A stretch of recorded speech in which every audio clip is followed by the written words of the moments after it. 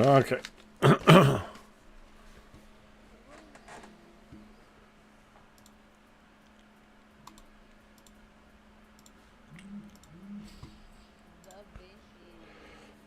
Heck yeah.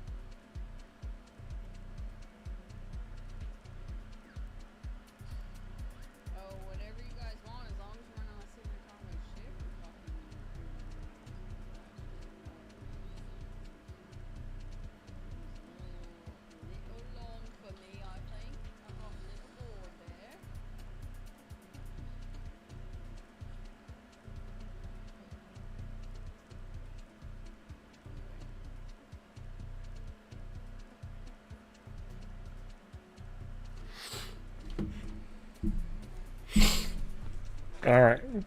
Sorry to whomever.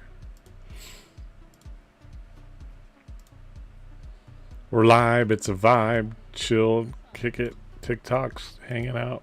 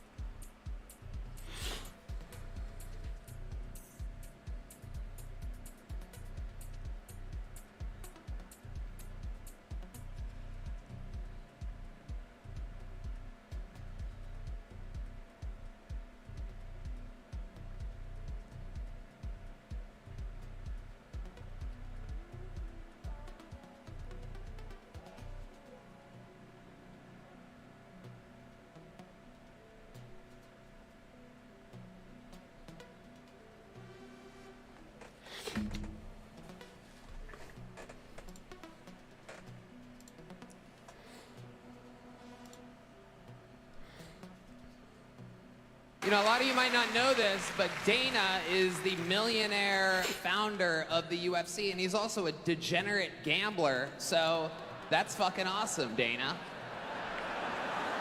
Hey, Tom, this is great. Nice shoes, bitch. Did you win those in the divorce? I love it. This is a fucking stellar dais we have up here. Randy Moss, I was upset that Bill Belichick said he wouldn't give you a ring. You know what else doesn't have a ring? Bill Belichick's phone. Everyone's up here talking about what a big winner Tom is, but let me tell you, Tom is afraid of the Giants, which is why Kevin Hart is hosting tonight. It's true. All night, he's been using the stool that Aaron Hernandez kicked out from under himself. Yeah, it's true. Kevin is so small that when his ancestors picked cotton, they called it deadlifting. So many great quarterbacks up here. You know who doesn't pass? Kevin Hart on any movie he's offered. But we are here for Tom. Tom Brady is a patriot, which is surprising considering he looks like a Confederate fag. Tom Brady, why do you look like a gay Tom Brady? Clearly your ex-wife takes after you. I hear she's out there draining balls right now. People love you, Tom. You have the same fan base as Kyle Rittenhouse.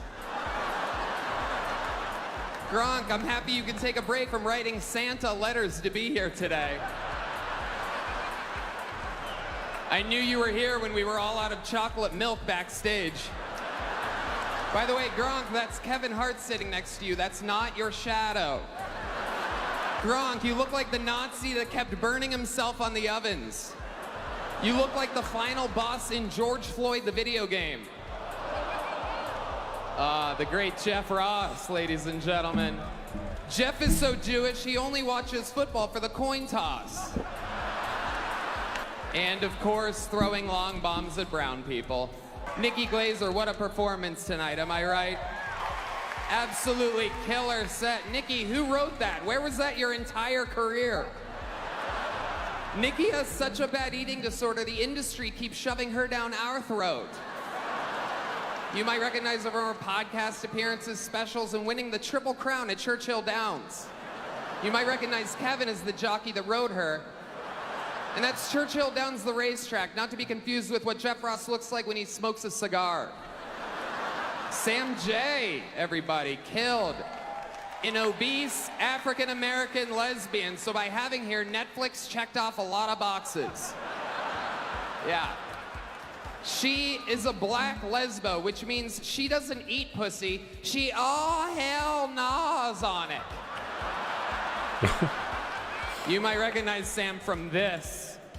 Her entire Wikipedia could fit into a fortune cookie. Andrew Schultz, I'm glad you took a break from watching YouTube videos on how to dap up black dudes correctly. Schultz's mom is a professional ballroom dancer, which means she's a stripper that talks What's going on in here? All right, now just watching some TikToks. Nice. I see Counter. You see what? I see GGO Prime's Counter-Strike. Where do you see that at? Oh, like where it shows you're sharing your screen. Here, I'll take a picture of it really quick. It can like, where you press watch stream or whatever. It has like a, I don't know how to describe it. It has like an overlay background behind it. I'll text it to you to show you. Yeah, I'm like, what are you talking about? I see that I have the GGL Primes tabbed. Where did you put? Oh, you texted it to me? Yeah, I texted it to you. Maybe Okay. that's what it was, just like it tabbed up or whatever. I think that's what it is. Oh, is that what you see on the screen share? Yeah, where it says, well, I haven't pressed watch it yet, so I'm sure it will refresh when I press. That's why, yeah, because I first was I was double checking the time that I have left for that tournament. Oh, I think it's the 18th, I think, right? It's the 18th, yeah. So I was just checking that, and then I just switched back over, so that's it. I see what it's on, so that's just the image it sent you. That's why I was like, what are you talking about? You're addicted now. You love it. Yeah, right. I just wanted to make sure. Yeah. Dust too. Right? We're going to have a counter game night now. Yeah, but then everyone's going to want to be their try-hearted selves, and then it's going to be everybody getting all, like, you know. I mean, That's true. I'm getting my ass handed to me by bots. Like, but don't say the number, but I did send you that one. That's my best right now. Yeah. Yep. But that's going to be That's gonna be pretty rough to like get close to that, but I think I'm 1,000% on what I said without anything. Like what we talked about earlier on my stream was that 80 is a pro gamer going hard and winning every round 8-0. Which if you play it straight up the way you're supposed to do it, then that's what you're gonna get. So it's literally the way it should be. Is it should be like, we've got 5 people tied for first place with 80, and then second place is, Cutter with 75, and third place is Gemini with like 74. Like, that's what it should be. But, I think the winner is going to have 102. That's my guess. I don't know why, but I see that. I see 102. And that's That'd sus. be interesting. That'd be what, 11 rounds basically? Yeah. No. Because 8 rounds would be 80. So you said 102, so that's another 22 kills. And you'd have to do 9 and 9 and 9 basically. So that would be 2. That would at least be 3 rounds and halfway through the third round. Or something like that. But like I said, anything other than like the one where I legitimately went down like 4-2, anything outside of something like that happening, it's too like a 102, I would question. And even to your point, the one that you just said that you went down 4-2 and everything, what was that one? Oh God, that might be the one that was my 39. That was, in fact. Oh.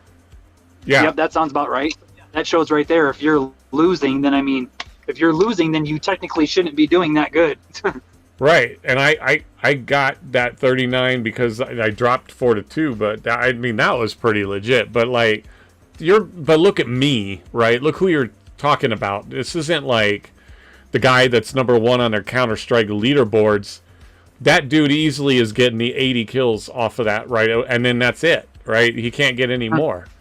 Because that's what he would do, playing legit. If he was like bots, but he may not play bots. But even then, it's like same thing. It's only 8 rounds, and you have other teammates. So even if the pro, he's probably going to have less, not because of the fact that he's good, but 79. But like, you've got other teammates that are going to get kills. Yeah. So like in a possible 80, if he gets 60, then he's throwing it up, right? That leaves 20 kills for the rest of your team. That's, especially if it's B10, that's really hard to afford. Yeah. Kill every round. Teammates. Right. And if you die, it's over. If you die, then your whole strategy's gone. Right. Then your teammate, and then what? How much time is it going to take for you? And then what are you going to do? Right. Then what's the other alternative that you could think of? If you want to think of like what are actual possibilities, it's you get together with 10 people. Or 9 other people, and you tell them, don't shoot anybody. But then someone who's going to watch that, unless the judge is blatantly like not giving a shit, you're going to notice that what are your other players doing? They're either going to run into people and purposely die. You're gonna tell when they're bullshitting. They're either running away or just shoot, or they just shoot like off to the left. They don't kill them, or they're going after a guy with a machine gun with his, like, there's just going to be like, how you're going to, the only plausible explanation, if you do it on casual, like, PvP, your teammates are going to get kills. And then, like, so it's going to be, so somebody getting 80, even as a pro on going against multiplayer, that's cheating in my book, right? Because and it does, and I'm not even saying necessarily software cheating. I'm just saying like that's you going and saying 9 other people like don't shoot anybody. I'm going to shoot every kill. And then still, even if he did that, that's 80 max, and you're fucking cheating because you're how do I say that? Not preconceiving the phenomenon, but you're setting it up that like you're manipulating it. That's it. That's the word.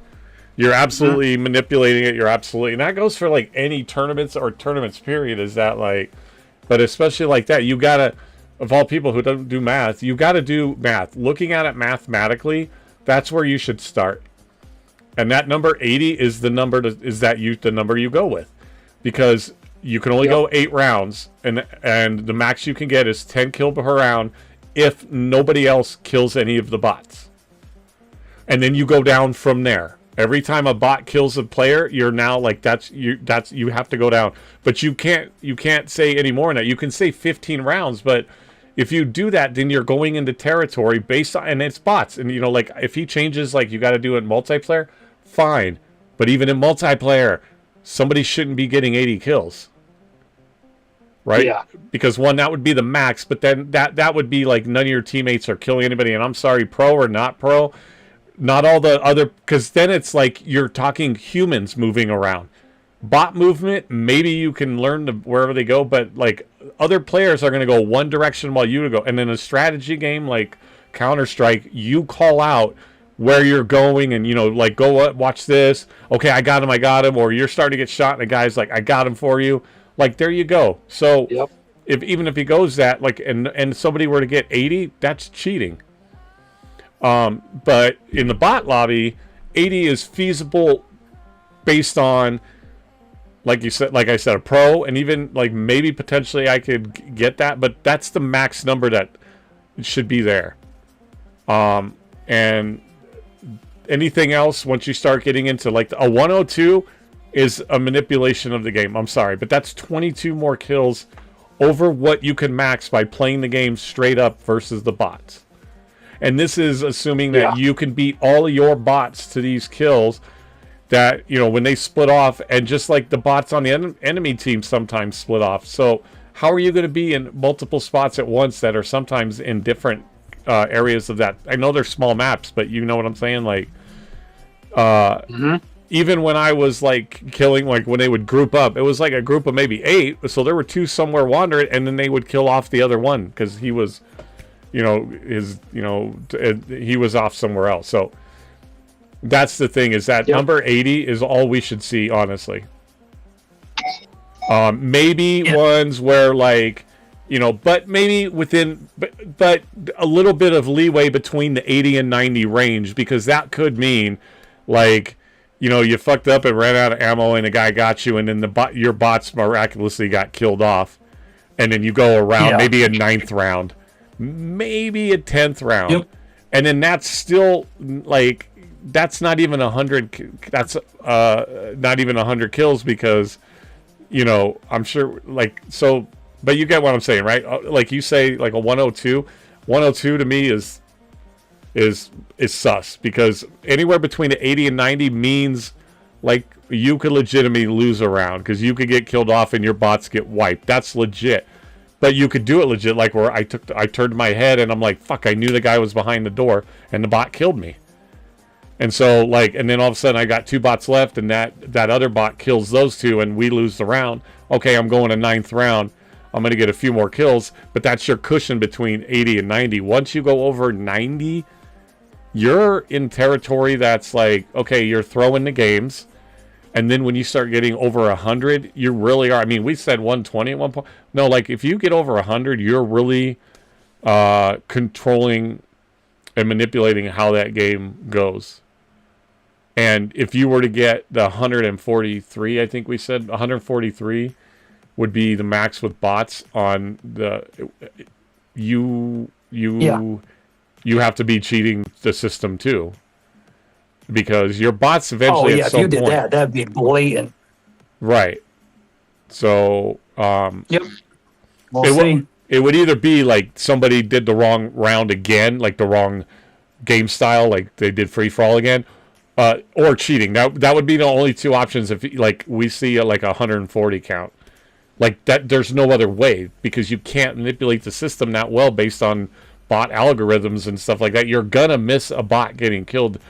You know what I mean? And to get to that, even close to that anyway, is manipulating where you're gonna alternate how many you like, or you win a couple rounds and then you die intentionally and let those bots. But then you've got to understand that, like, even if you die, the algorithm is that they're gonna kill off the other guy. So Do you have to wait? And if you try to wait and hope that your bots all get killed off, there's no guarantee that your bot. You see, some bots on my team kill the other bots, some on theirs kill. Like, there's no possible way that then your bots don't kill anybody else and they all get killed.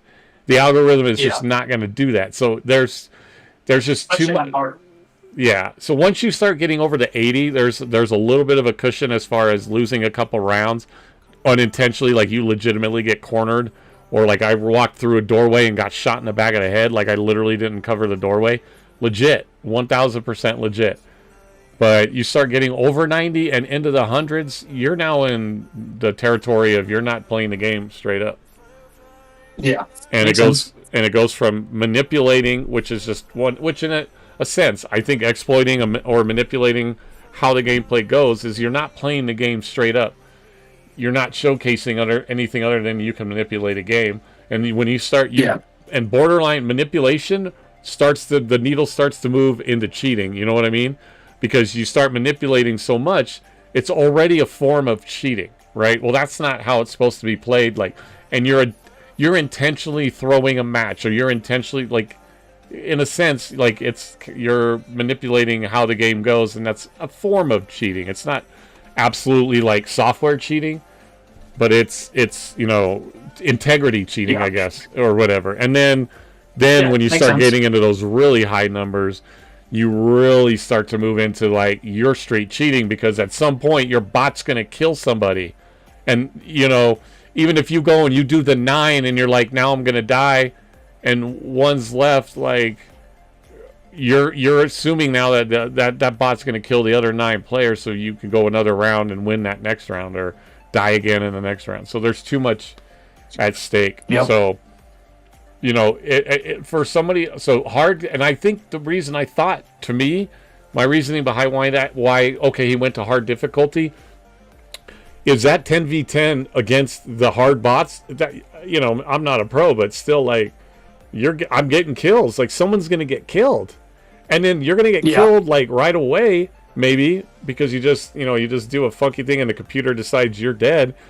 Well, now you've got 90 of your bots going against 9 of theirs. The numbers are not going to be, okay, well, your team's going to squad wipe, or they're going to squad wipe at that point. Because, one, they're bots.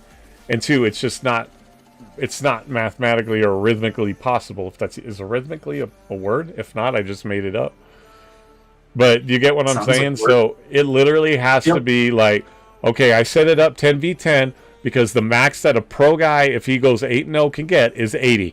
So now we're going to see what you guys can do against hard difficulty bots with 10 of them out there. You've got plenty of chances to get numbers to, like, where my 39, I have a chance for my 39 to get higher, but a max that I'm going to get is 80. And even at 80, you would have to really look at it like, okay, was there any type of way? Because you've got to hope that the algorithm doesn't have any of your bots circling around and killing one of theirs. Yeah.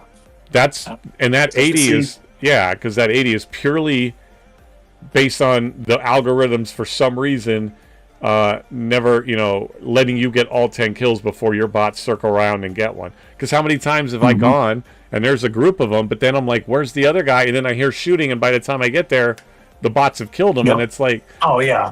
So good luck. So to get pure 80, I think is rough. So I think getting as close to 80, nobody should have over 80. Honestly, nobody should have over 80. Without, like, I don't know, because the reason why is if you are over 80, that means you got 10 kills all those rounds. 7 of those rounds, and then a couple of them. Whereas if you're that good, so it's weird. It's like it should be either 80 or as close as you can get, and a lot of people are going to get recognition, and that's fair, right? Why not? Why not give 20 people who got 75 kills on that thing recognition of a first place thing to get us, to get points and all that. So, but realistically, no one should have over 80 within reason, right? Especially if you go back and play it. Because it would have to be like, okay, if you got if you killed 10 for 7 rounds, you're at 70, which means that 8th round, if you got the 10, you're now done because you win the round. But then you got to figure you've got to manipulate the round so that all your bots get killed, and you get the 9 kills to then advance. Do you see what I'm saying? Like how it makes it like, well, then you got to figure, okay, well, if I go 6 rounds, I've got 60 kills. I've only got 2 rounds to get 20, but again, the algorithms shouldn't allow that. So getting 60 is probably pretty cool. Yeah, I'm thinking. I have no idea. So I don't know, but if we start seeing numbers that you're like thinking about, I'm like, that's going to be questionable. Yep. And we'll see on the 18th. Yeah, exactly. Not that I want to look at people in a questionable way, but it's like if you do it simply on, and I think he did it on the hard difficulty because it was going to make it harder to hit that 80 based on you having now 10 bots moving around. And then they have 10 bots moving around. You can't be in all the places that all 10 bots are going to be before your 10 bots get there. So, and the harder difficulty then, gives you an opportunity to get shot, because if you run into 3 bots and they're all shooting you, odds are that your health isn't going to stick around for that long. Yeah, there's no way. Right. And then if you switch that to actual, like, we'll do it in a multiplayer match, those numbers are going to go down, because I saw one guy is at 19. I guarantee you he was even talking about it. He's playing in multiplayer matches.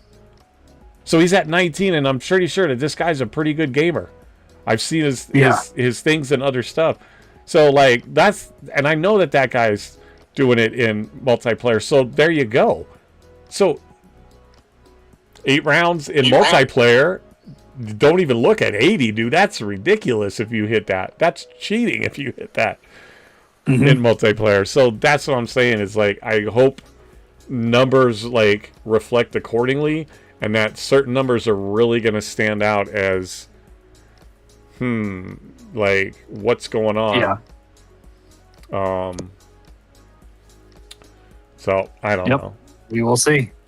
All right, well, here, I'm home, so I'm going to take a shower. Oh, okay. So, shut up, Cutter. I got more important things to do. But yeah, please don't bring us in a shower with you. Oh, I was going to IRL stream. You were already in the bath. Isn't that what they do nowadays? Yeah. I don't know if they're... I mean, you got to go to Kick, though, to be able to do the shower scene. The 24/7 streams where you just watch people sleep and stuff. Yeah. All they're doing is... And that's... Dude, that's a manipulation of Twitch, because they're doing it just for the ad revenue. Yeah. That's all it is. And so they're manipulating that right there, too. So it's the same thing, right? It's like you're cheating. Yep. Well, like, Twitch is all algorithms, but still, that's what you're doing. Everybody cheating. Like, that's lame, though, dude. It's like you're sleeping. Like, nobody wants to stare at your fucking, like, feet? Your feet while you're sleeping, or... I mean, maybe. Some people do. Well, we don't need no... Dreamy says we don't need no IRL streams. Darn. Okay, sorry. Well, like I said, you got to go to Kick for those. Yeah. All right. Kick. All right, do your thing, man. All right. All right. I'll talk to you in a little bit. All right. Thanks for hopping in, man. Everybody.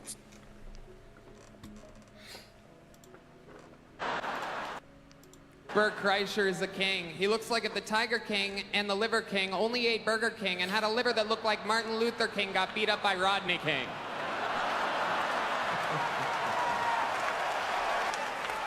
And how about the appearance from the great Ron Burgundy, huh? A whale's vagina, which reminds me, Kim Kardashian's here. She's had a lot of black men celebrate in her end zone. Kim, word of advice, close your legs. You have more public beef than Kendrick and Drake.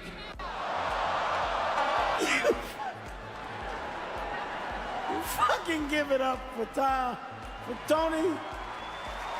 Give it up for Tony. Party poopers. Oh, God. Oh, that's a different IRL stream. Tony, that's good. It's just a bunch of drunk people taking a shit. I feel like we should clap, bro. Party Poopers. It's like a new show on Netflix. Party Poopers. It's all the drunk people shitting in the outhouse or in the bathroom. I said don't let him in here. But Tony, I can't deny great comedy. God damn it, that was great fucking comedy. Bit for bit. Bit for bit, Tony. I believe I gotta watch. Netflix just came out with the roast of Kevin Hart. That's gonna be pretty funny. So I'm gonna watch that one at some point. I just have to say this, Sam, fuck him. All right, the oh hell no, like that right there. That right there, like I got Sam. I want to come back and like get him for us both, but that was really good. He got us good, Sam. He got the black culture good with that one. Oh hell no! He turned into Tyler Perry. I'm also pretty sure Violet would object to an IRL stream you taking a shower broadcast us, only if he didn't make money off of it, or he didn't tell her so that she could put it into their account. And she's like, you better be making money off of that shit, or you're not going to be doing that. She's like, we got mouths to feed over here, so you need to be making money. No free streams. Fuck you, Tony. I'll come back in a couple days. Sam, we'll get him. Just not now. Let him have this moment. Son of a bitch. That was so good. All right. Fuck that. And fuck you, Tom. All right. You know, a lot of you might not know. You said some things which made me a little skeptical. Do you put like drugs in this or something? $2,000 bet. I can't finish this breakfast. Has somebody ever tried two? No? You're struggling with one, mate. Can I, what if somebody... You gotta stream that to OnlyFans. Yeah. OnlyFans or Kick. And you gotta use a leaf because you can't, you know, go full nude. You can do two. $2,000. Yeah, there's no way you can do it. Seriously? Yeah. You sure? Alright, $2,000 or £2,000. Really? Okay, I will give it a shot. In that case... What's the can I red switch to stuff? beans? Yeah, of course, yeah. And I guess what to make one more. Yeah, well, we can make one more. Try and do the first one in 20 minutes so you get yourself on the board, but then if you do two, you'll go on the board for doing two, because you won't do two. BRB. You won't do two what? Two Alright plates? guys, well, we are going to Or- get started. 3, 2, 1. Go on, Let's go. What are those? Are those tomatoes? Tomatoes. So, Oh, okay, tomatoes. maybe we'll try this bubble and squeak. Okay. Yeah, it tastes like peas and carrots and potatoes. Come again? Burr and burr. Load of bacon. Bacon rashers they're called here. Man.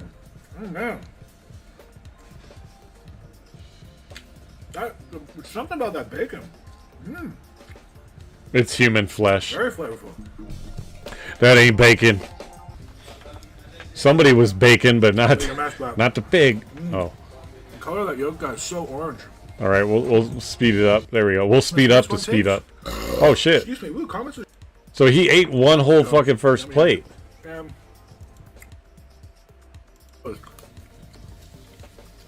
Yeah, very delicious. Second tea left, so that's what we got to finish for the second challenge. That was very delicious. Very much enjoyed it. And we'll be back here in just a moment. A few moments later. Okay. Hey, thank you. Number two that you're not going to do. So it's going for 20. I'm just saying this. I'm just saying this out of love, but You're not going to do it this. took almost as long waiting for it as it did to eat it, my friend. No, I'm just kidding. I'm just kidding. Perfection takes time. I'm just being a whatever. Yeah, well, we can't even understand you, Thank so. much. I do appreciate it. You guys are absolutely. So he's gotta do that Sounds again. great, and thank you. I know you guys are closing up, so. Yeah. Oh, we'll start with the eggs, maybe. Oh no, can I get my toast? Yeah, I was just coming. Okay, I'll bring it out. Let's start with this. Thanks, my friend. Okay, on the Let's first go. bite. Okay. I'll go.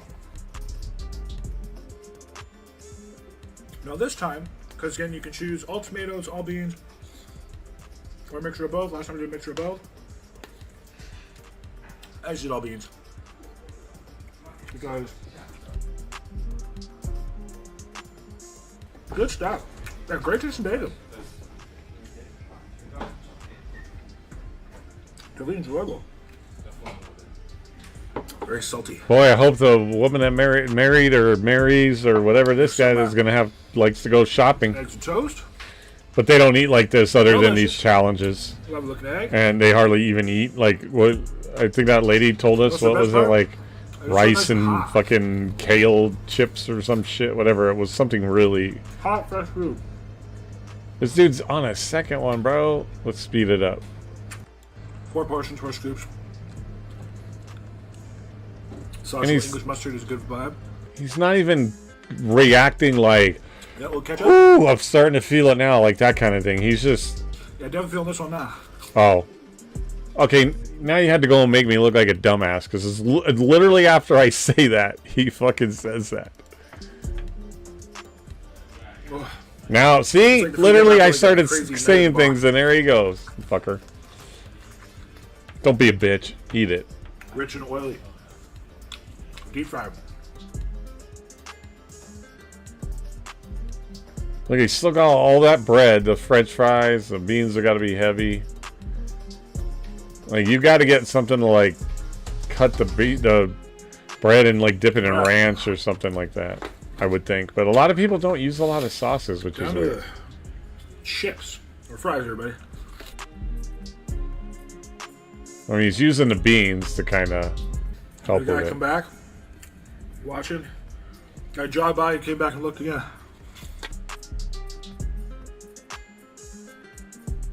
I guess the main distinction is if they say they're thick like this, they call it chip. It's thin, they call it fry. Time wise, we just had it 12 minutes, so this is about the time difference to do the first one. But obviously, we're not quite there yet. We're There he goes.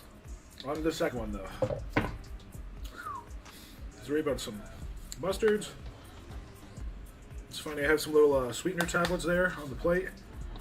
Got mixed them with the mustard a little bit. I had them separate, had from the tea, but ooh. Boy, oh boy. Oh, vinegar. This will probably awaken my palate a bit. Whew. Much better. Oh yeah. There's a lot of sweetness from those beans. That's crazy. We can see when you finished. That's when you've finished. That's fucking nuts, That's it, man. 15 minutes, 30 seconds. 15:30, the official time for the second one. Unbelievable. Oh, Well, where's my $2,000? no shortage of food, man. No shortage of food. Show your face. I can't believe Guy looks bewildered. Honestly, Oh. it's genuine. I can't believe you did it. Well, I believe it. I'm sorry to say, but I think you're out a bit of cash. I'll take PayPal. Don't worry. If you don't have $2,000 on you right now, Carry that. you said some. That's April crazy. 20th, my youngest son was assaulted by a substitute teacher at Fernley Intermediate. This happened at a Northern Nevada school. Well, I'm currently there, but hopefully not much longer.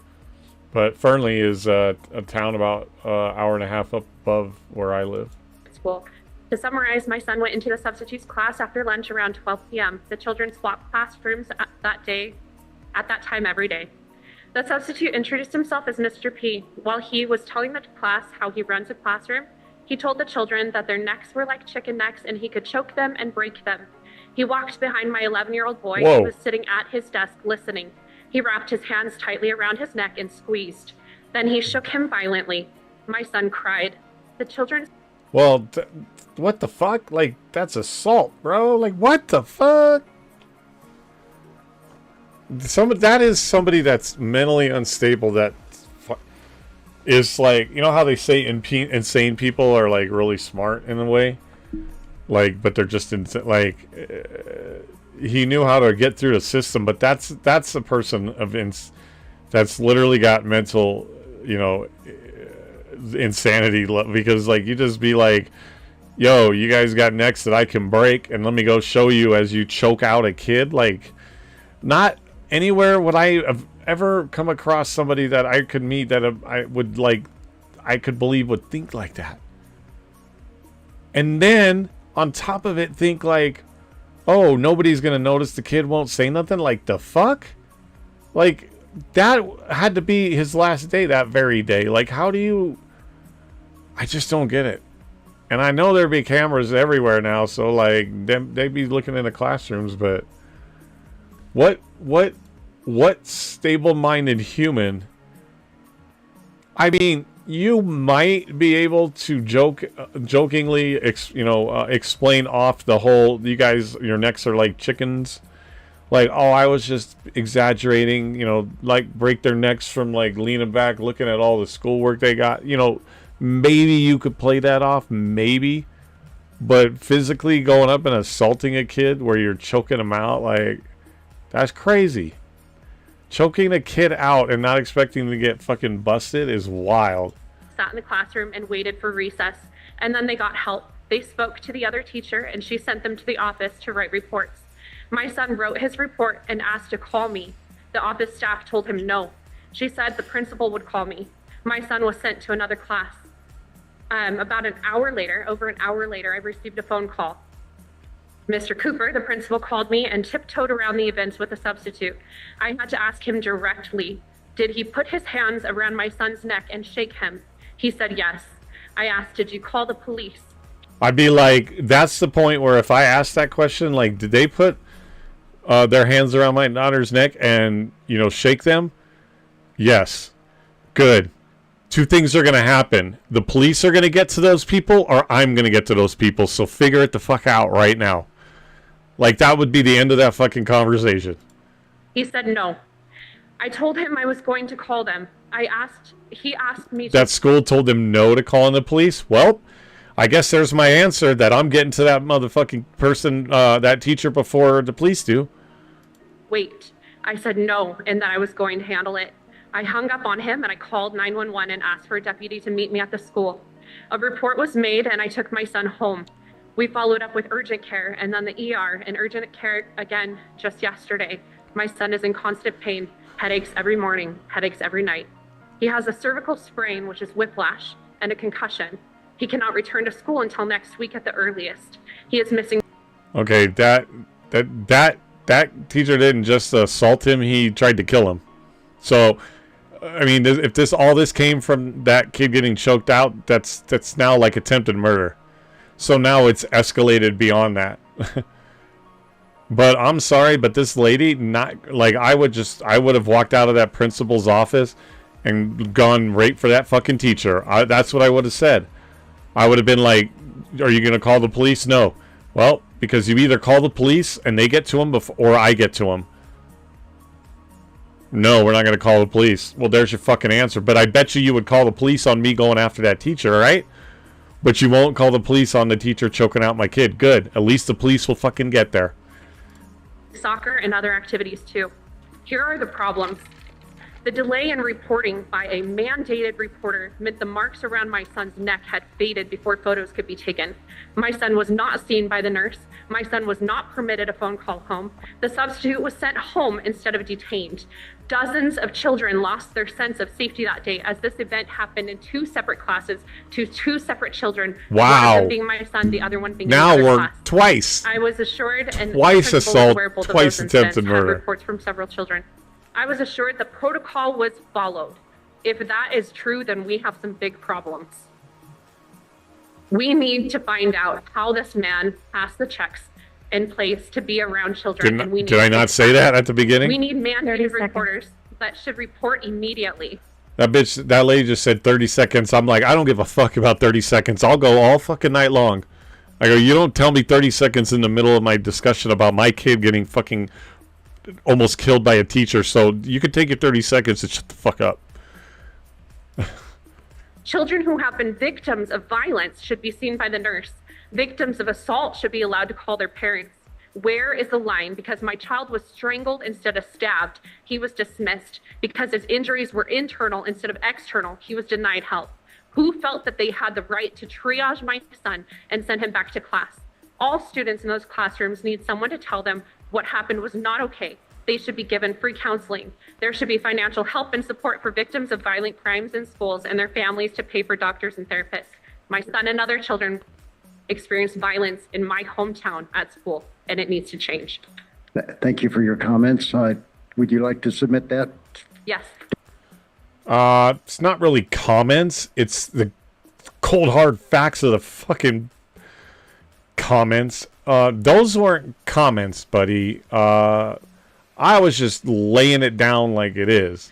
On April 20th, my youngest son was Wow. It would have gone to where I would have been going after that teacher. They would have called the police, and at least the police would have been there. And I'd been like, I warned you to get the police there before I did, but you wouldn't do it. Like, that's 2 counts of attempted murder on a child. I'm sorry. But if this kid's suffering concussions and whatever, migraines and whiplash and all this stuff.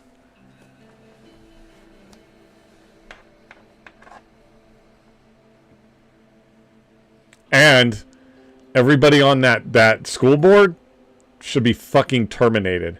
And honestly, everybody that said no and that did nothing that's on that school board should be held accountable and should be, accessory.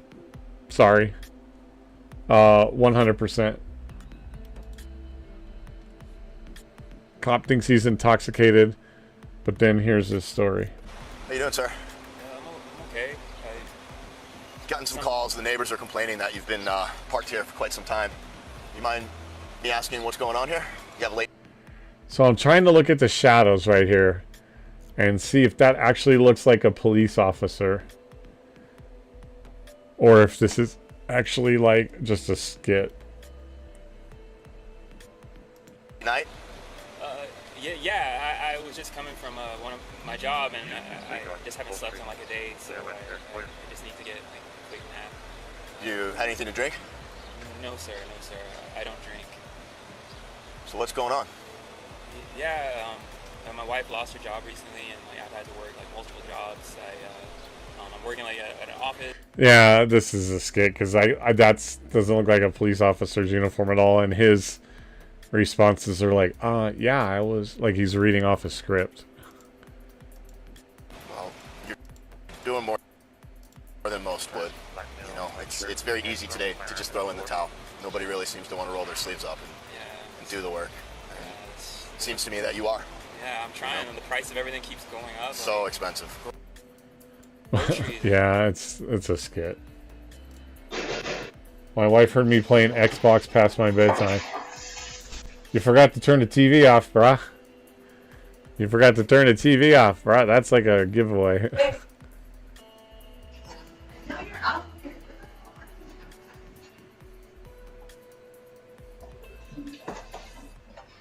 We saw one of these before, too. Hey, where are you?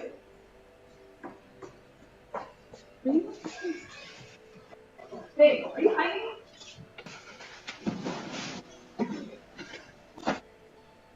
Babe.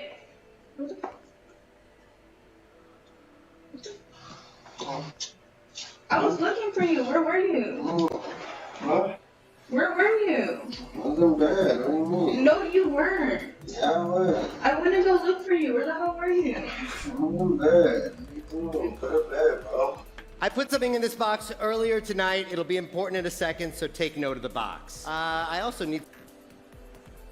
Here, let me put it bigger so you can see it. That's what she said. somebody to help me out. So I'm going to toss this Frisbee out. Heads up. If you catch it, stand up. You just robbed that guy of that Frisbee. He wanted it. What's your name? Larissa. Hi, Larissa. Hello. Oh, I think we ask you a saw personal this question? a long time ago. Okay. Remember your first crush? Yes. Who was it? Spencer. Do you remember his last name? Oh, yes, yes I do. Oh, you do? Spencer what? Kuzna. How do you spell that? K-U-Z-N-I-A. Spencer Kuzna.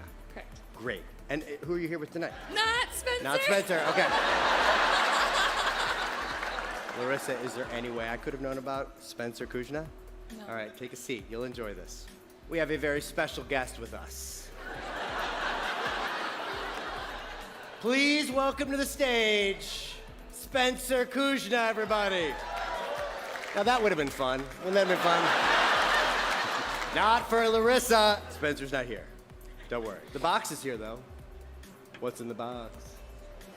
It's not Spencer's head, okay? This isn't Usual That would be a great way to Suspects. start the show, though. I'm just saying. Inside the box before the show, I placed a prediction, a piece of paper. On that piece of paper, I wrote down a name I couldn't have known before the show. Yet here we are, one sheet of paper that happens to say Spencer Kuzma.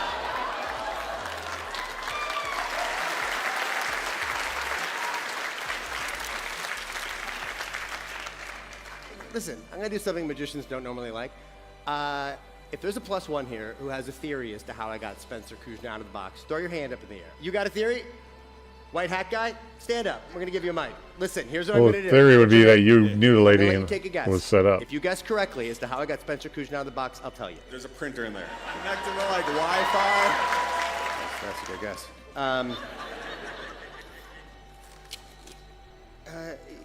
There's a printer in the box. Ta-da! Thanks for ruining Christmas, Nick. A moment ago, I was this cool magician with supernatural powers, and I'm just a regular dude with a little printer. You paid to see a guy print stuff. Could have done that at work for free. You know what? I'm not going to reveal any more secrets. Here's what I ask. Tonight, let's not be two kinds of people. There's enough out there in the world to divide us. Magic should not be one of those things. Tonight, let's let magic bring us together. All right. Let's start the show. Okay, that was pretty cool. I put something in the... Hey, what's everybody shouting about? What's going on over there? Lady Gaga. Oh. Jennifer Lawrence, I just watched her. I just watched her in a movie called... Okay, hold on. Don't Look Up. It was her and Leonardo DiCaprio. And I think Timothy Chalamet. It was a couple of years old. It was basically about the world ending. About like her and this other scientist discover a meteor that's on a trajectory for Earth. It's like the size of Mount Everest, and if it hits Earth, it's what they call the planet killer. And they try to go all the way up to the president, and the president just like, oh, I've got other things going on, and then deals in it literally. Like starts counting down the days, and then it turns into like media circus and people saying who believes it and who isn't, and is it real, and this whole time this meteor is on its path to Earth, and it was quirky, and it was like dark comedy. I mean, most people will probably never watch it, but the ending was sad, but also funny. It was weird. It was weird, like an eccentric, offbeat movie, but it was pretty interesting. It was pretty cool. Not the whole world ending part, of course. But you look so great today. Great dress. What was the process of getting ready? How many people helped you? Hi. Very happy for you. I'm just cross-eyed. What is your go-to face to ruin a photo? Solid. Yeah. There's also Mousy. Oh, wait. No, this one's better. I'm going to finish the rest of the interview like this. So then I go in interviews and I'm like a chihuahua. I'm shaking and peeing. And then afterwards I'm like, I just talked about peeing on the red carpet. My parents expect me to call every day. How do I break this cycle? Easy. Have your roommate tell them that you died. What's up, JJ? Good to meet you, brother. High five. We love all you guys for what you do. So he was born with a trauma nose. He had less than 80% chance to make it to the age of 2 and a less than 5% chance to make it to the age of 10. Good news is that we're at age 10. For him, I'm trying to see if I can trade yourself. Good for that kid. Because we're trying to do a Pokemon birthday party. I'm glad Oh, nice, very nice. Glad he's defying the odds. Did you need any cards, or are you just hanging out? You're not like a big Pokemon guy? No, I'm more of like an anime guy. Have you met the voice actors? I'm gonna meet Yorichi for sure. Can you guys give me 2 seconds? I'll be right back, okay? Yeah, what's up? I'm not a big anime guy, so I apologize. You're the voice of Yorichi? Yeah. How much is it for an auto? I want to buy one for someone who's going to come later. Oh, yeah. The voice actor, if you go here, he's the last one at the end, and I paid for you to get a signature from him. So go get an autograph or whatever. He's already been paid up. Nice of that. How much do you need to, like... So total, I'm looking for about 500. I'd be interested in these 3, most likely. Okay. In terms of selling, I could grab these 2 from you, and I would just give you the full market. So that's about $200. Let's do it. Thank you so much. My pleasure. $200 for the cards. You're going to keep the cards. That'll be from me. Don't worry about that. The Oh man, my eyes just got all $25 teary. to JJ if there's anything that JJ wants. He's a Pikachu fan. Thank you so much. I have the birthday Pikachu for the birthday boy. I think that's perfect. You like it? Yeah. And what are we at? I'm live streaming. My chat's donated $350 towards anything that JJ needs. Wow. Wow. I'm shaking. It's crazy because this past year was actually really difficult for me personally. My best friend actually passed away in a motorcycle accident in June. Sorry. And my dad, he passed away this December. My dad was his biggest supporter, like from day one. Yeah. Dude. Like he was like, don't believe anything the doctors say. God's in control. There's just nothing impossible for him. Sorry, dude. I'm like just freaking out. No, yeah. It's. I don't even know what I'm doing. I got it. I'll take this Sorry. over. I'm just overwhelmed.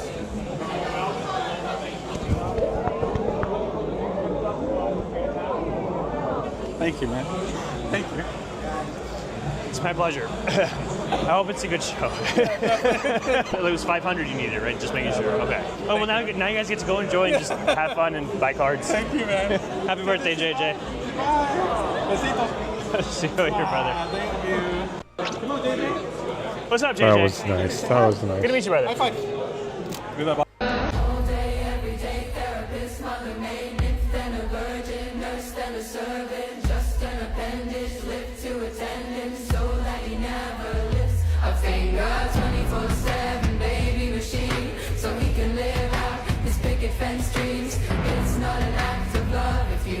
Don't look at the camera. I know these are set up purposely, but like, don't look at the camera, girl.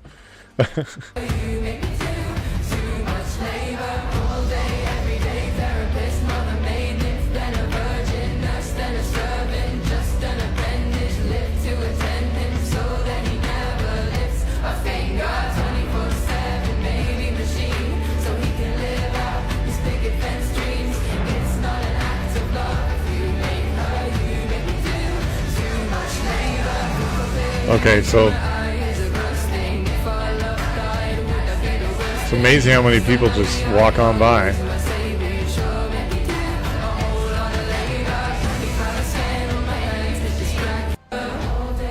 Well, it took all those people to finally get somebody.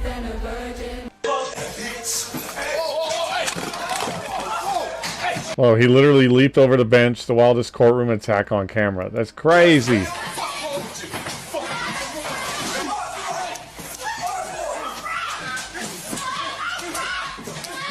That dude is beating the shit out of him. Incident unfolded at the Good. County District Court. 30-year-old Deober Redden was facing up to 2 years in prison for attacking someone with a baseball bat. During the hearing, Redden pleaded for probation.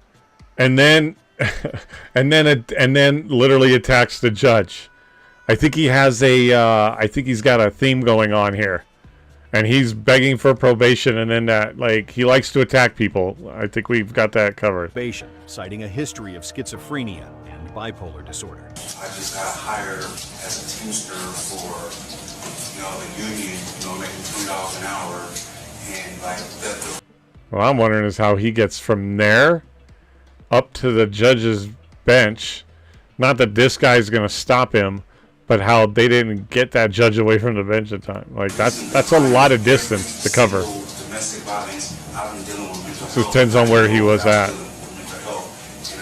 feel like I shouldn't be sent to prison, but if it's appropriate for you, then you have to do what you have to do. Judge Mary Kay Holthus, a veteran with 30 years of experience, immediately denied his request, pointing out his extensive criminal history of 9 violent assaults in just 5 years. Okay, I mean, he's got an assault problem. Like, you sort of belong in jail there, buddy. Oh, I gotta fix my fucking poster that's been falling out. Sorry, that kind of scared me for a second.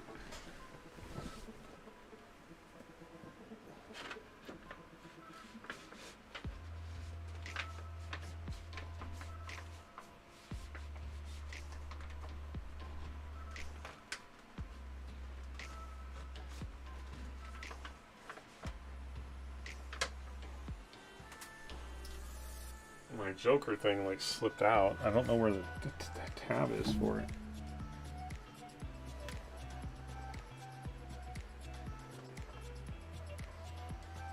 So it obviously fell behind the computer somewhere. So now I gotta figure out where.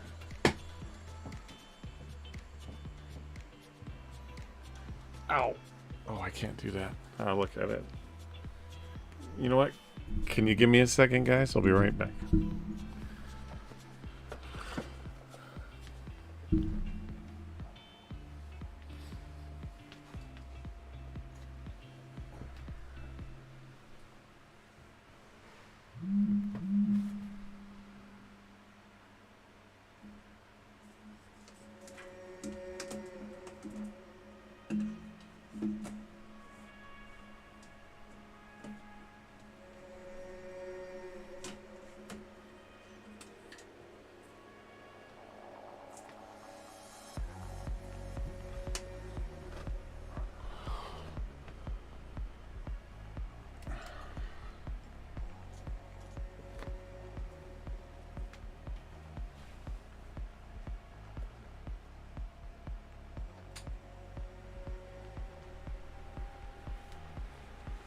See?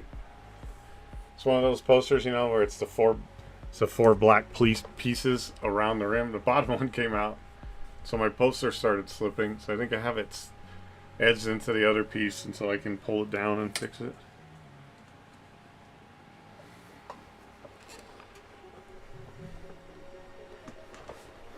Heck, if things go well, I'll be taking it down to move it, so not just fix it.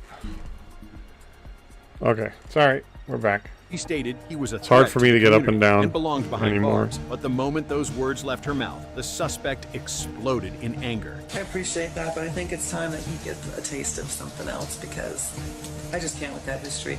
In accordance with the laws of the state of Nevada, this court.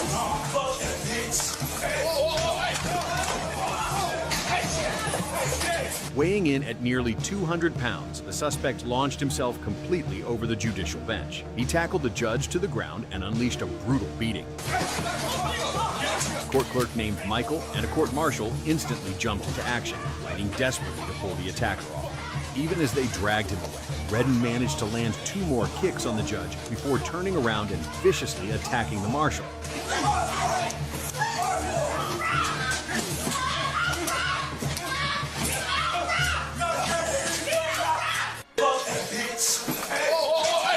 I mean, you knew it was coming. Well, if that guy's not in jail now for life, I don't know what. Then, you know, we're really failing. I don't know how somebody didn't pull something else out and take care of him. All right, you ready? Yeah. So, when Beating a surprise judge, squad beating a wants woman, to go big, 9 we assault go charges, big. like. It's time for a local teen who extended a simple act of kindness to another teen. 17-year-old Daniel Rivas, who has Down syndrome, wanted to go to homecoming, but he was turned down. So Kylie Fronius stepped up. Yes, she did. Her sweet proposal at school hit social media and Fox 5 News, of course, and it inspired a night of surprises that none of us would forget. A Shadow Ridge student heard a special needs student was looking for a date to homecoming. Well, you gotta know that one, she's doing it knowing it's gonna go on there, but hopefully, like, it's because she has a really big heart, and you know, like, you hope to believe that. So she went out of her way to ask him to the dance. I don't think of kids that have a disability, I don't think of them as being different. I think of them just being a normal person learning in a different way. Someone took the time to take my son to homecoming. That's can't sweet. Describe what I'm feeling. After the Fox 5 Surprise Squad heard about this, you know we had to get involved. That's them. Hello. Oh my God. I'm Monica Jackson with the Fox 5 Surprise Squad. Are you Kylie? Yes, ma'am. Hello, Kylie. Hi, Daniel. You look so handsome. Your story touched so many people, and everybody is so proud of you for asking Daniel out. Thank you. I hope I can make his night fun. Well, I think you have. You are great. I just want to take you home. And Mom, you're over here. You okay? I'm just touched. My heart is happy. So this is going to be a pretty special night for you, right? Yes, ma'am. Yeah. So we want you guys to arrive in style. Oh my goodness. They really brought us. And you will be arriving in a Rolls Royce to your homecoming. I'm gonna cry. What do you think, Daniel? Mama, so happy for me. You guys are awesome. You know, it's not about that Daniel has a disability. It's Kylie didn't see any disabilities. That is like what your heart wants as a mom. Okay, guys, let's get in. Oh my God. You happy, buddy? Yeah. How was the ride? Awesome. This is Aliante Casino, and so we're going to take you guys inside. This is Bistro 57. Hi, Chef Franco. Hey, nice to see you. Daniel likes spaghetti with meatballs, like Mama makes at home, and this is home. So whatever you guys want, just order it. And that's your pizza? I come here a lot, and I walk by, and I'm like, I can never afford to come in here and eat, or let alone take my kids here. What are your hopes for Daniel after high school? He actually wants to go to college. He's like, I'm going to be a chef. And you know what? What a gonna great try story. as much as I can to provide that for him. What's wrong? Are you crying? No. Is that for us? No way, you're joking.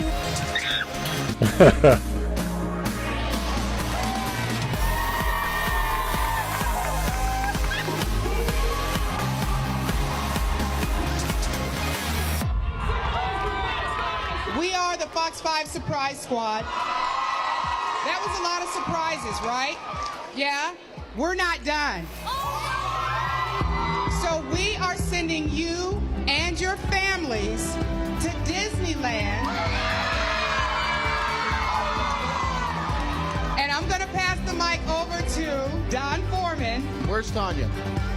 Come up here, Tanya. Daniel, you're a great young man. We're very proud of you. After you get out of high school, we're going to give you a $10,000 scholarship. Wow. That's you. That's from United Nissan. So now I got to get to Kylie. There's one more big gift. I'm going to need everybody's help, though. We're going to have to exit the left door here. Okay? And we're going to have to walk outside. Come on. Give me your hand. Here we go. They got her a car. This is for you. That's your car. I'm gonna cry. I can't even, like, my mind is blown. Oh my goodness. She's shaking. All you had to do was watch the news story you aired, and you just saw a young lady with a huge heart, and she was inspirational. Oh, really cool. Mama, so proud of me and my family too. Daniel's big thing is, I want to go to college. And a lot of people put a lot of boundaries on Daniel, and he's capable of doing anything and everything that he wants. And this opportunity that he was blessed with is unbelievable. I done the college. Oh, really awesome and really cool. All right, you ready? Yeah. So, when the surprise squad. I'm not crying, you're crying. On office, there's Wi-Fi. There are women walking around in towels? Not usually. Here, this is a break room. If you want to take a break, you can. Hey guys, sorry to interrupt. Come on, you have access to this if you want. That's okay. Okay. So this is where you'll be staying today. Come on in. Hey, Sean, remember that ham and cheese I put in your pocket? Take a bite. You get a lunch break. I eat on the fly, but Is that in your pockets now? I know where to put it. This face is amazing. In case you need a pager, they'll give you a pager. All right, Sal, here comes Dan Cash. Just ignore him. I guarantee you right now, no matter who your cell phone carrier is right now, you do not have service in here. It's just a dead zone completely. So, let me see. I'm not gonna come out. That's the ghost of Sam Givens. And this is the scope of what you'll be doing rounds on. Sal, bring it in. Have a seat. Bring it in for a sec. If you have any questions, just let me know. Here he goes. Here's Sam Givens. Here's another trick that no one knows. If you like to wet your beak a bit, sometimes people I'm sorry. change in the Excuse vending me, guys. machines. Don't laugh, Dan Cash. Don't you laugh, Dan Cash. And if you want to go in there and check it out, because the vending machine is broken, so if you put like 4 quarters Just in, stand there, Dan. come out the box. Dan, slowly turn around. Slowly. And just walk straight back. Well, you're not the best judge. and you can enter it and take the money. Stop. Dan, don't pay attention.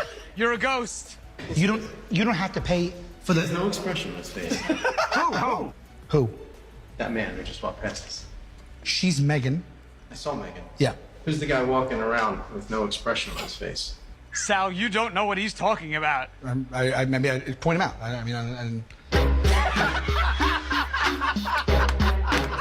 That's it. I mean, that's really basically it. So you good to take the job?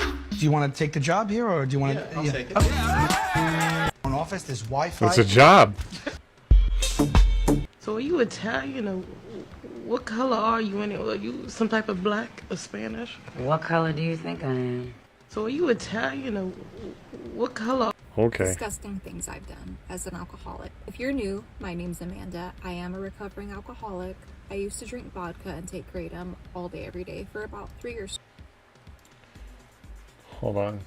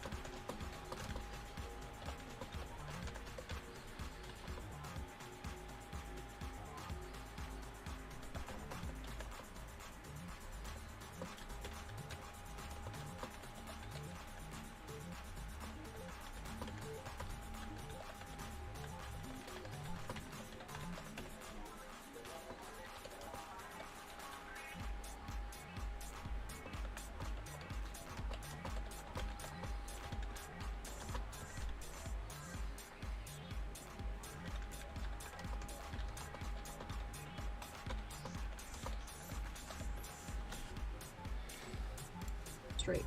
I want to tell you guys about my last days in active addiction to alcohol and kratom. This was in September of 2023. I started drinking alcohol from about 8:30, 8 o'clock in the morning until I went to sleep at night. And the only time that I wasn't drinking was during my sleep.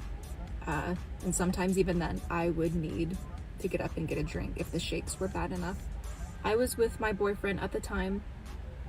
He, at this point, knew that my drinking was... And be honest, if you're not sleeping, you're just passed out. I know. Being that drunk and going to sleep is just passing out because your body is so intoxicated.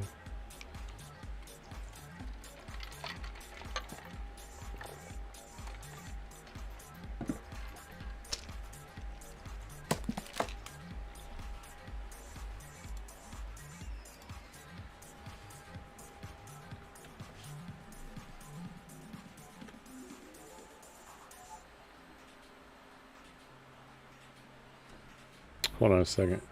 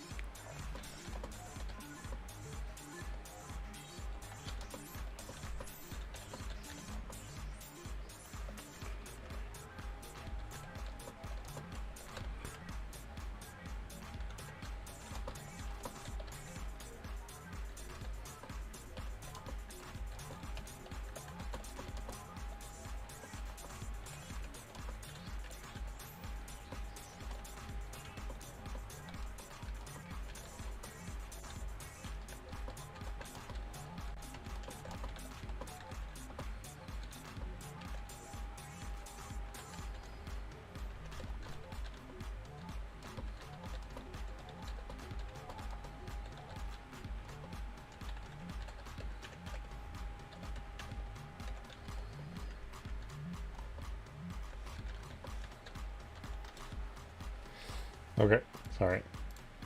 Unhealthy, completely out of control.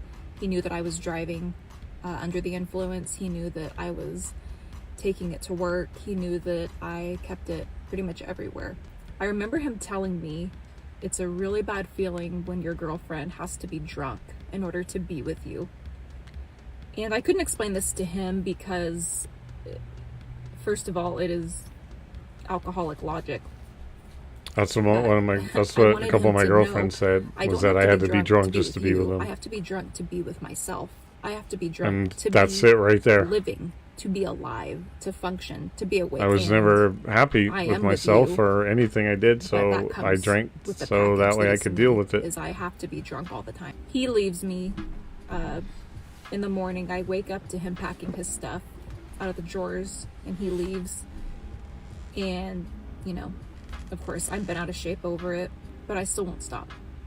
I decide to take a trip up north to go see my dad, who also, at the time, was enjoying a really good stiff drink, or 6. It's about a 2-hour drive. I drive up there completely plastered. I remember just being so sad. I experimented with other substances. Things are just different up in the mountains. I swear, it's like a different world. And no matter what I took, no matter what I drank, I couldn't get rid of this sadness and this emptiness and this missing my boyfriend. It was probably the most intoxicated and most just out of my mind that I had ever gotten up until that point in my life. I pass out at some point, wake up the next day with just a hangover that lasted for 2 days, it seemed like. Saturday, I came back home on Sunday, drove completely hungover, swigging, nursing my hangover while driving, which in itself is fucking disgusting, selfish, and repulsive of me. I just asked him, will you please come over? And he was like, just to like, are we gonna chat or am I staying the night? And I'm like, I want you to come over. I want us to get back together and I want you to stay the night and just stay with me forever. I said something along those lines. So he comes over, brings me a milkshake. We had not addressed my alcoholism at all, but I had it in my mind that I would work on it. And if you or someone you know struggles with substance disuse, you know that I'm going to work on it. It means absolutely nothing. It means that we're entering negotiation of, I want things to stay the same, but I would rather you be okay with it. So I'm going to tell you that I'm going to work on it. I might even stop drinking in the mornings and not start drinking until the afternoon. That might work. That might be a doable compromise. So that morning, he looks at me and says, please don't drink this morning. And I remember he looked at me and he says, you don't need it. So I thought, okay, I'm gonna try to get through this morning, just this morning, without alcohol.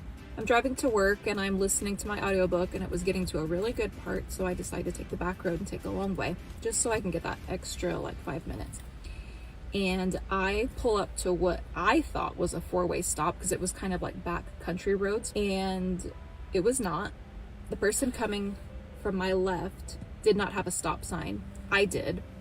Me assuming, and by the way, I'm still hungover. That's how bad the hangover was. I still was feeling the hangover. Oh, I've been hungover for days. Stopping. They did not. I just proceed. And I was going straight, and this person, because of me, T-bones me going 55 miles an hour. I was in a small little car at the time. This person was in a large SUV. The airbags going off. I remember thinking in my mind, oh shit. The woman was screaming. I heard all of her children screaming, crying. My glasses had been blown off. My shoes were gone. I don't know how that happens. There was glass in my hair. There was blood. To this day, I don't know where the blood was coming from. Did one of these and I could feel that my tooth was chipped. And I just thought to myself, oh my God. I remember knowing in that moment, this is it. I'm getting my comeuppance. My passenger door doesn't open. It had been that way for years and I just never got it fixed. My driver's door isn't opening because it was crushed like a soda can. So I maneuver myself to the passenger seat and immediately I feel things moving that shouldn't be moving. I crawl out of the passenger's window, trying to stand up, and I just immediately collapse. Not knowing yet that I had 3 fractures in my pelvis, I just knew that I was hurt. I'm gonna blaze through this part. When I get to the hospital, they not only tell me about my fractures, they also tell me that I am pregnant. Oh, wow. My boyfriend shows up to the hospital, and I just know that he's positive that I was driving drunk, because why wouldn't he? I had been doing that. And he looks at me and he goes, "Were you?" And I said, "No, but I have to tell you something.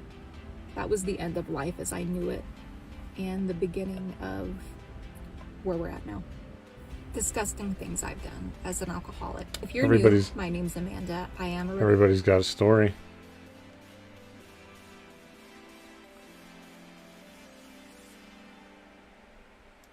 Yeah, nah.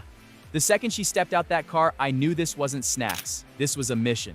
Door opens and she's already moving. No pause, no looking around, straight in like she's on a timer. No basket, no hesitation, eyes scanning everything like she's mapping the place out. I'm watching like, you're in that much of a rush you can't even pretend to shop? That's not browsing, that's target lock. Boom, not even 5 seconds. She locks in, small drink can, top shelf, tiny pause, eyes glued. That's the one. Reach up, grab, clean, no label check, no price check. Just grab and go. Smooth enough to tell you this ain't her first time. But wait, she doesn't move. She throws a quick glance at the register. Yeah, today's security's off duty. That's all she needed. She turns and starts heading out like it's already done. I'm like, no way she's really about to just walk it off. Then mid-step, she freezes. There it is. Exit's blocked. She spots someone right in her path, badge on, holding paperwork, standing there like he actually works here. Yeah, that way's closed. One beat, you can almost hear the gears turn. Instant reroute. Didn't forget anything, just avoiding a problem. And now we're here. She slides that can straight into her shorts. No cover, no angle, zero shame, full confidence like cameras are just decoration. Fixes her clothes like nothing happened. Meanwhile, the cashier's still head down, locked in, living in a completely different universe. Then it hits. He looks up at the camera, freezes for half a second. You can literally see the "ain't no way" hit his face. And boom, he's moving. Too late. Door's already shut, she's out, car gone. Whole thing took under a minute and still managed to be loud, obvious, and impressively dumb from start to finish. Didn't take long though, same outfit, same walk. Now she's on a poster by the entrance labeled shoplifter. Everybody walking in gets the full preview. No cameras needed anymore. Yeah, nah. The second she stepped out that car, What's the hardest AI, yeah, no. I mean, there's so many. I can't even put a count on it. Like, your kids know that you're a comic? They must. No, first of all, my kids know I'm a big deal. That's what Are you a billionaire yet? None of your business, man. You trying to get me robbed? What's the most ridiculous thing you've spent your money on? You know what? My return pranks to Nick Cannon. I put his phone number on all the billboards. No. I put his cell number on all the billboards, and it was like, if you want parenting advice, call Nick Cannon. I was like, condoms, why? Ask Nick Cannon. I did a bunch of them. He sent a llama to my house. He sent a real llama, and I was stuck with the llama for like 12 hours. You two should be in a relationship. I mean, I guess you are, but you seem like a married couple. Oh my God, there's no way. Tiffany would shut me down. If you were both, you're single. If you were single again, would you? Do you think? Hell no. Because she was a mascot. I ain't gonna be coming to my house and they asked me, do that dog bite? And I go, not me. Kevin, besides your own companies, hey, Billy you're Goat, what's also up, buddy? known to have invested in other businesses, including an energy drink, a health and fitness program, and a car buying app. How's your day going? What is are you the still worst working or are you business done with investment work? you are currently involved in? The worst business investment that I'm currently involved in is the business of investing. That looks like that's got shrimp, fries, and I don't know what those little chocolate turd looking things are. Like, what the hell are they eating? You never want your friends to feel like their I think it's ideas just are not good ideas. made up food for them to eat. But thus far, these ideas have been a endless pit of bankruptcy. What are you playing right now? What are you up to? I'm not emotional. I'm a thug. I might have quit. Why is that the biggest laugh? Hold on. No, I was serious. Wait a second. Why is that the biggest laugh that you had since you've been here? I'm a thug. You don't see my goddamn arms? Would you ever give your Oscar for Jumanji away? You motherfucker. If you don't think I deserved one for that performance, you okay. are just like them. Overlooking amazing performance. I'm not gonna lie, I was like, when I was reading that, I was like, oh shit, you got an Oscar for Jumanji? Why is it? You deserved it. So I'm sorry that was a joke. Twitch is twitching because Can I go pee? Stop doing too I much. followed you the last time you came in here, and it's saying that I didn't follow you. This is why I don't do with you. This is why. Or I have followed and it keeps fucking up. Twitch still be twitching. Genuinely kind of annoy each Best other. friend. Okay. Say it. Say it. Come on, man. Say it. We're in the UK. Say it. Let them know how you feel. Best friend touch. Come on, man. Come on, man. There it is. Best animated short. Animated and short. I think someone's making fun of us. No. Somebody's making fun of you because you're smaller than me, so it's not about me. No, I'm not. You got on heels. I'm not going to do this. Not here, okay? Last night, I asked Dwayne Johnson if he considered you to be his best friend, and he said no. He said you're one of his best friends, but you're not his best friend. Would you consider him to be your best friend?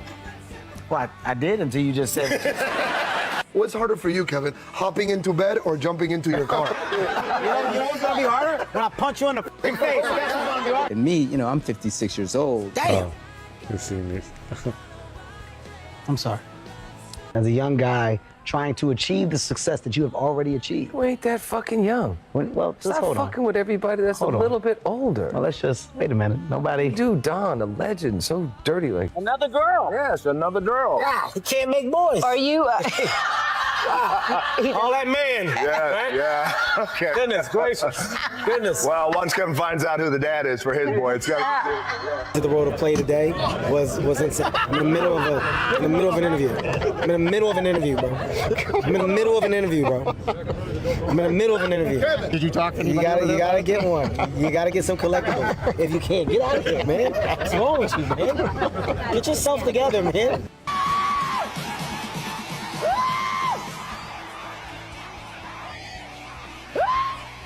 Can't overwork me, because I'm like a car, baby. You overheat me, I'm going to shut down. Of course. You understand what I'm saying? Totally Don't gas me too hard. No. Give me room to go. Oh, he has a little battery. Carrie! That's right, I'm going to change your name from Kerry Washington to Cherry Washington. Hey, I hope me putting these cherries in your mouth don't cause a scandal. Hey, how you doing? Kevin, can you please give Usher his coat back? It's too big for you. You're swimming in it. What? You look like somebody's stuffy. What you talking about? You look terrible. Okay. Give him his coat. All right. Can you do your job? Host the show. Well, I'm trying, but do you... Host the show. Do you want the chair? Shut up, Kevin. Okay. All right, I'll do it. If you're not going to host the show, I'll host the show. Okay? Okay. Do you? It's her first BET performance. She's in a class her own. Kevin, stop. By the way, Stop. if it's her Kevin. first performance, it sounds like we popping her cherry. Who's the favorite person, I guess you can say, that you've been able to attach yourself to in comedy? You shared the screen with. You can leave me out of it. I don't want the pressure of you feeling like you have to say me because I'm here. Oh, good. All right? Because you're number 15. You're probably the 15th best person I've worked with. Think John C. Reilly's better than me? Oh, man. I'm not putting you on the spot. By the way, I don't even care. I don't want you to think that I'm even into this. You think he's better to work with? If so, why? You told me it didn't matter. It doesn't. Forget it. Throw it out the window. Throw it out the window. Close it. Now look, Kevin's from Philadelphia, right? Just like Bill Cosby. And just like Bill Cosby, women can't tell when Kevin's inside of them. My man Snoop Dogg is here. There he is. Yeah. Wait. Let me clear something up for all the young people here tonight. Snoop Dogg is a rapper. Yeah, that's my aunt's favorite rapper. You know, Snoop used to call himself the D-O-double-G. That's right, the dog. Right, Snoop? Back in the day, the reason why he called himself the dog is because he was a dog with the ladies. It's true. Now he's called a dog because he sleeps all day in a sunspot in the living room floor. Isn't that true? That's true, Snoop. Don't kill my vibe. I just saw Nicki Minaj. Hold on. Oh, boy, there we go. Oh, I got it. Yo. Hashtag body in the game. Hashtag I know that seat happy.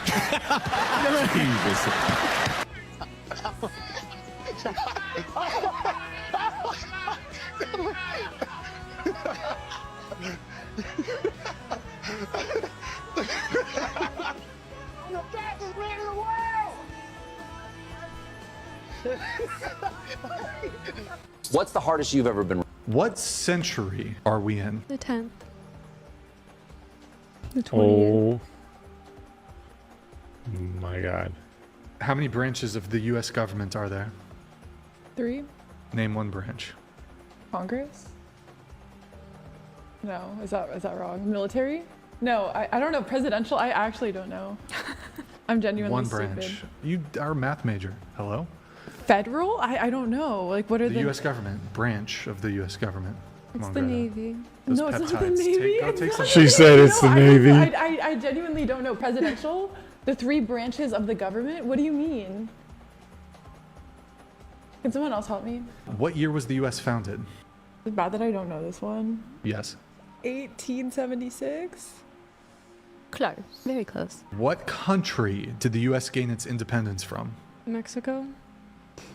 You are correct. 12 divided by 3. 3. 15 plus 35. 45. 90 minus 45. 65. What century are we in? The 10th. When I me just and my had to hear roommates how were in dumb these university, we I set up thought the I was Wi-Fi dumb. so that if you could guess what the password was, because it was like, and if you know, you know, then you could log into the Wi-Fi.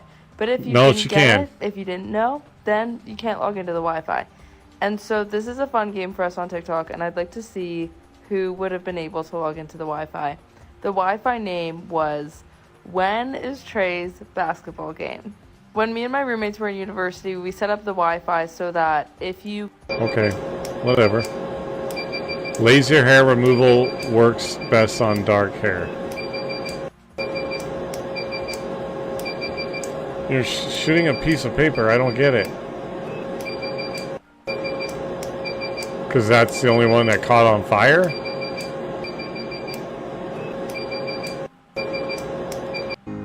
Okay.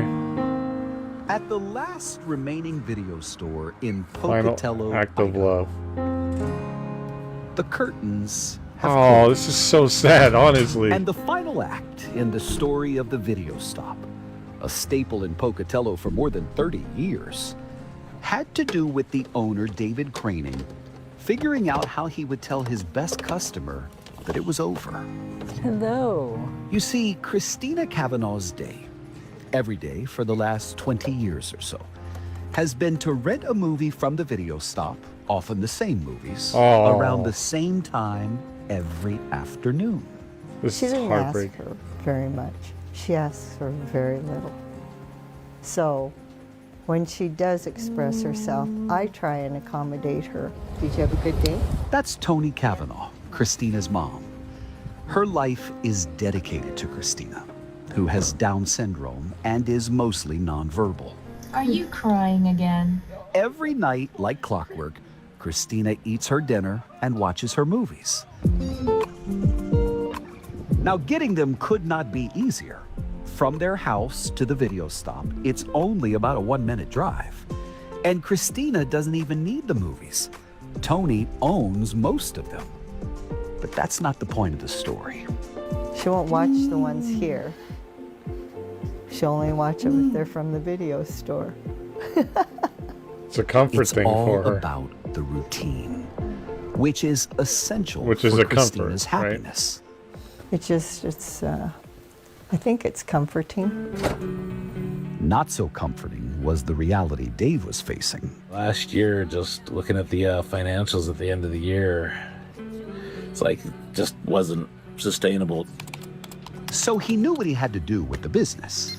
But about Christina, This was one of my first jobs. I remember back in high school, her bringing her daughter in, getting the movies, and it's been that long. Probably should have closed sooner. Oh dear. But he kept it open for her. so you won't be surprised to hear what Dave did next. He owns the convenience store next door to the video stop. So inside, he dedicated a section as Christina's Corner. He put up some shelving and a display of DVDs to make it just like what she's used to seeing. And then Dave put Christina's favorite movies front and center. that somebody would do something so kind for her specifically like that. He wasn't thinking about anything else except her. And that's huge. If you love my child, I love you. Tony says Pocatello has been the best place to raise Christina. You got your pretties on. Because the people here treat them like family. And few better than Dave and his team. Come here, Christina. Who are waiting every day around 3:30 p.m. when Christina comes walking through that door and now heads for her corner. Hey, Dave. Where she grabs the movie, walks to the register, and checks it out herself. 2, 0. Even pays the bill. Good job. Sign your name, okay? And just before leaving, does this. You are so very welcome, Christina. A powerful gesture that says everything she might want to say. Thank you. And I'll see you tomorrow. I'll have a wonderful rest of your day. As well. See you tomorrow.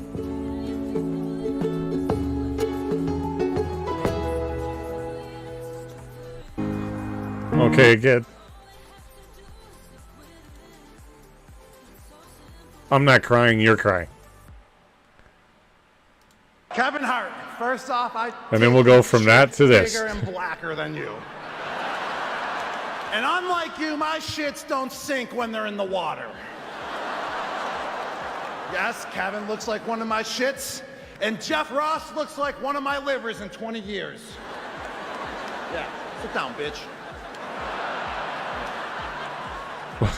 Jeff is so Jewish that backstage, when I put my hand up for a high five, he took 10. Bert Kreischer, I don't know, I can't fucking read, we all know that, is here. Bert went to FSU, Batshit University. I love you, Bert, even though you stole my whole drunken gimmick, shirtless fucking thing I used to do back in the day. You're more like Slob Gronkowski, you fat fucking lard. Look at all my guys. Rodney Harrison, what's up, dog? We got Matt Light. We're gonna get Matt lit tonight. What's up, brother? How you doing? And fucking Amendola. What's up, buddy? You went in the coaching last year, so you're now known as Amen Dumbass. Coach Belichick, nice to see you, sir. Amendola, the receiver for the Patriots, who has probably the sickest catch in the history of the fucking NFL and definitely in the Super Bowl, but probably of all time, against the Falcons when the Patriots were making a comeback, and he caught that catch with like an inch off the fucking ground, like falling with two guys on top of him, like practically laying on the ground, like greatest catch in the history of football. Period. I'm your last Pro Bowl pick on the offensive side of the football, and that was like 2009. But man, this is like a family reunion. Tom and Julian are like brothers to me. And Drew Bledsoe is the grandfather I assumed would be dead by now. Or was it Edelman? That's what I said. Drew got traded to the Buffalo Bills, so he's played for two of the worst fucking Bills in football. Hi, my name is Taylor. I'm an alcoholic, and I am 95 days sober today. I get asked a lot when I talk about how much I was drinking, if I had withdrawals and what they were like. And absolutely, I had withdrawals. That was one of the things that kept me in the cycle for so long, because my withdrawals sucked. And with drinking the amount that I was drinking, there was no way that I wasn't having withdrawals. I was drinking multiple bottles of wine a day. I would get the little Bodo boxes, the minis, and I think one of those is almost a full bottle of wine, and I would drink like 3 or 4 of those when I was drinking my heaviest. One of the things that keeps me sober is remembering how bad my withdrawals were. Even before I decided to get sober, if I would go hours without drinking, I would start to go into withdrawal. I would start shaking. I would start sweating. My heart was pounding out of my chest. I would just dry heave all the time. And I remember I would go to sleep, I would pass out, whatever, wake up at 3 a.m. with absolute doom and panic, and I would be just covered in sweat. My pillow would be wet. My room smelled of alcohol because it was coming, literally seeping out of my pores.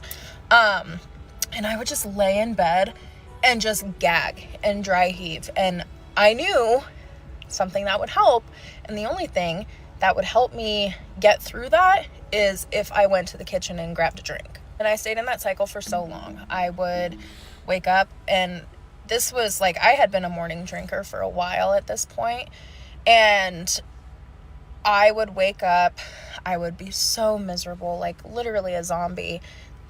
Wake up, and I knew that if I needed to function that day, I needed to have alcohol in my system. So I would go to the kitchen, I would take a drink, and I'd be gagging the whole time. I would probably throw it up, and then I would wait like a few minutes and then have another one. Drink and then that more. was the one that like, whew, okay, we can do this. But then that just set the pattern for the whole day. Like, I had to have alcohol in my system because I did not want to do the withdrawals. Alcohol withdrawals are actually very, very dangerous. It's one of the withdrawals that can kill you. I was very afraid of something like that happening. I had done detox one time throughout my entire journey of trying to get sober. Well, I quit, and 8 months later, it still almost killed me, so...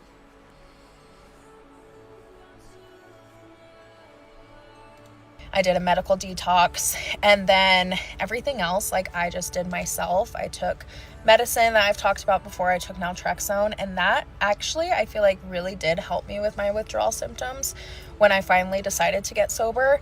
It definitely helped with the shakes and just that, like, mental craving. The nausea lasted for a few days. The anxiety lasted for days. But once I finally decided to get sober, my mental was stronger at that point than it had ever been before. And I was just sick of my shit. Like, I was so tired of waking up day after day feeling like absolute garbage, and everything was falling apart around me. I was just so fucking tired. And I think my mental just like locked in, and I was like, no, we're doing this. Even if these few days suck, even if like all I do is lay in bed and cry, that's what we're gonna do, but we are not gonna drink. And here I am, 95 days sober. If you're going through it, know that you can get through it. There's so many different ways you can do a medical detox. And which do I it before highly, it highly kills recommend.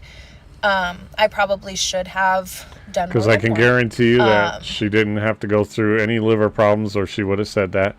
She didn't have to go through a liver transplant, and she didn't talk about... So, 95 days sober, good for you, and you're catching it when your body probably still has a chance to save itself.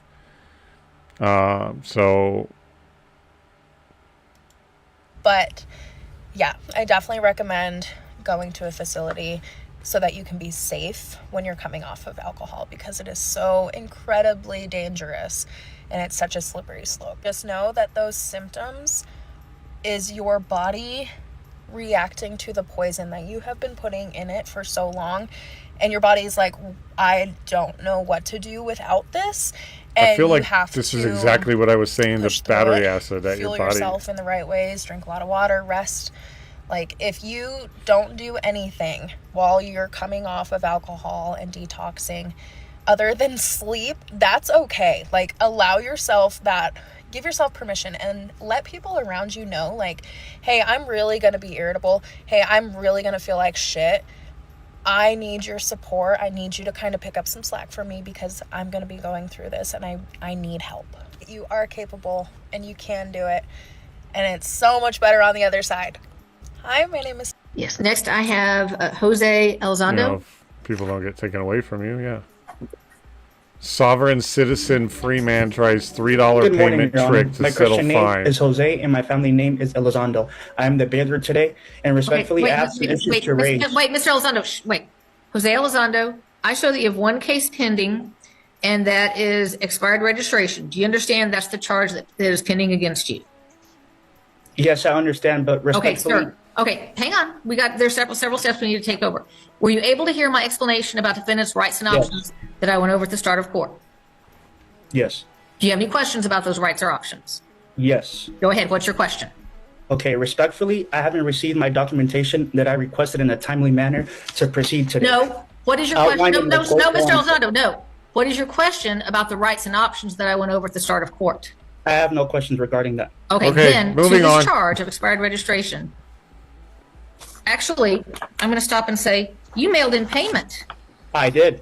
You mailed in $3, and you have a balance due of $129. So with that payment of $3, we've already entered a plea of no contest for you because Texas law allows that to be entered for you. So we're set here to determine, are you able to make the balance of your payment by Monday, or do you need some time to pay that out? Your Honor, respectfully, as a bailor and grantor, I've granted this court equitable title for settlement of any. No, sir. This is a criminal court. No, sir, Mr. Elizondo, this is You've not done a civil what? court. You get to what? You get to tell the court? There are no parties like that in this proceeding. You're a defendant. You're not a grantor. I'm the judge, and so that does not apply to this court.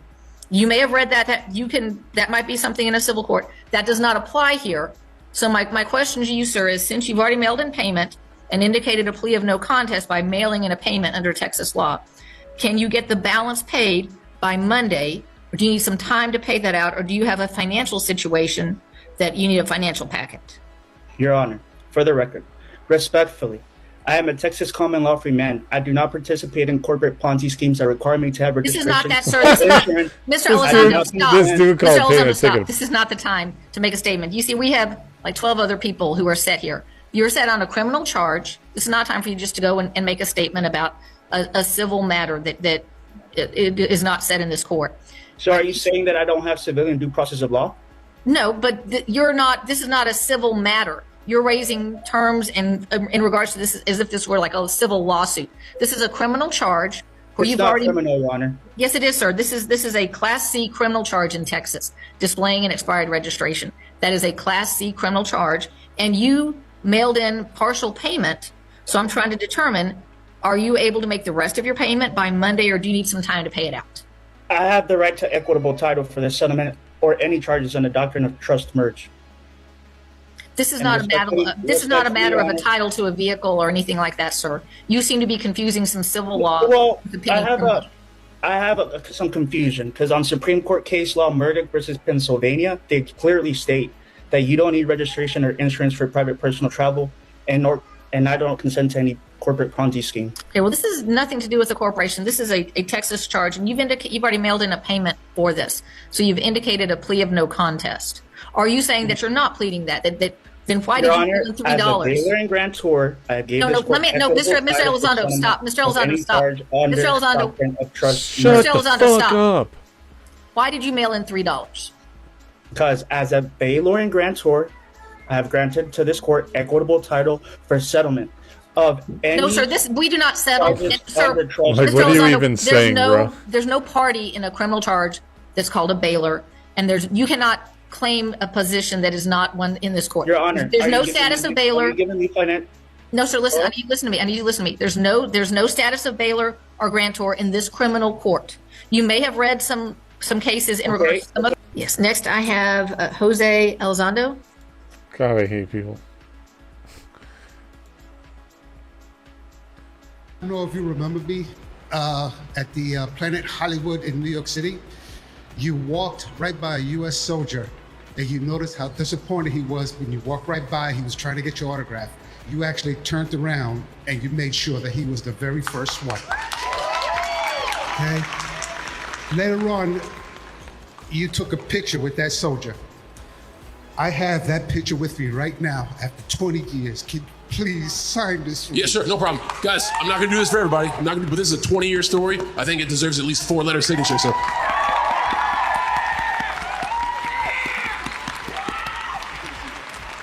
And while Cena held it together, Lin-Manuel Miranda instantly teared up the second he saw the teacher who changed his life. And I know teachers mean a lot to you, so we went to visit one who wanted to say something. Oh boy. So Lynn, this is your old English teacher, Dr. Herbert here. I'm sure you didn't imagine when you were in the 8th grade and set some of the chosen to music that it would lead you where you are today. But congratulations. I've heard a lot about what you're doing in Puerto Rico, and I wish you well in those endeavors and continued great success down there.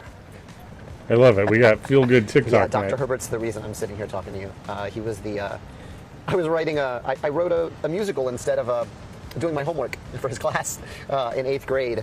And he said, you could be good at this, and you should stop hibernating in my class, and you should be doing this, because we had a student-written theater club at my high school, and Rembert's the one who nudged me in that direction, and he sort of changed my life forever with that. And the surprises keep coming. Like when Kristen Bell was set up for a touching reunion with the drama teacher who helped her find her passion. Well, actually, Kristen's high school musical teacher, Miss Rashid, and choir classmate Katie are here. Come on out, y'all.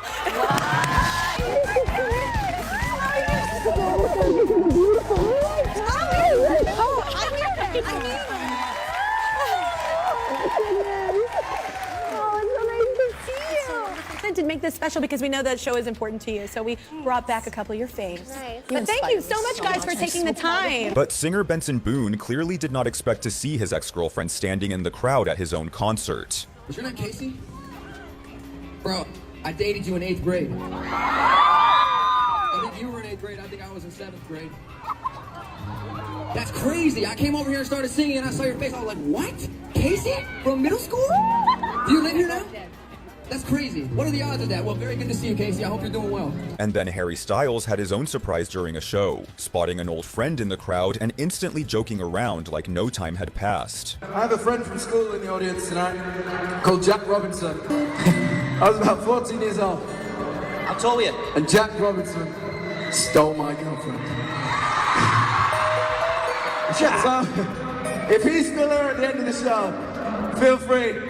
Little kicks, little digs on the way out. Jack Robinson stood down there. Jack! Love you, sir. Okay. Yeah. Yet few moments feel more natural than when Steve Carell and John Krasinski reunited. Oh my God. Good to see you. Oh my Lord, I was just telling you guys, has it been years? Years. I'm glad we're getting it. This is so intimate. I just love that this is the 5th take and you did great on this. All right, let me try one. Okay. Oh, so anyway, I haven't seen Steve in, geez, it's gotta be. Oh my God! Oh my God! Are you kidding me? And cameras were rolling to capture the sweet moment that Grinch co-stars Jim Carrey and Taylor Momsen saw each other for the first time in over 20 years. Wow. Jim Carrey's actually here tonight. How I crazy. mean, really, really wow. How actually. crazy. I mean, you guys, when's the last time you saw him? 25 years ago. Wow. So it's the whole. Was she like Wendy Lou The whole Who? thing is so crazy. But some reunions are much heavier, like when this judge suddenly realized the burglary suspect in Oh my God, what? front of her was actually a friend she grew up with, and you can see the heartbreak on her face. Okay, Mr. Booth, I have a question for you. Yes, ma'am. Did you go to Nautilus for middle school? Oh my goodness. Oh my goodness. I'm sorry to see you there. I always wondered what happened to you, sir. Oh my goodness. This is the nicest kid in middle school. Oh my goodness. He was the best kid in middle school. I used to play football with him. That's rough. And look what has happened. I'm so sorry. To Oh my goodness. You're a racist. Oh, sweetie, no. I've had more Japanese businessmen jammed in me than the Tokyo subway. Start writing those letters now, folks. Well, I guess since you're such a racist, you wouldn't pick me. Well, sure I would. Out of a lineup.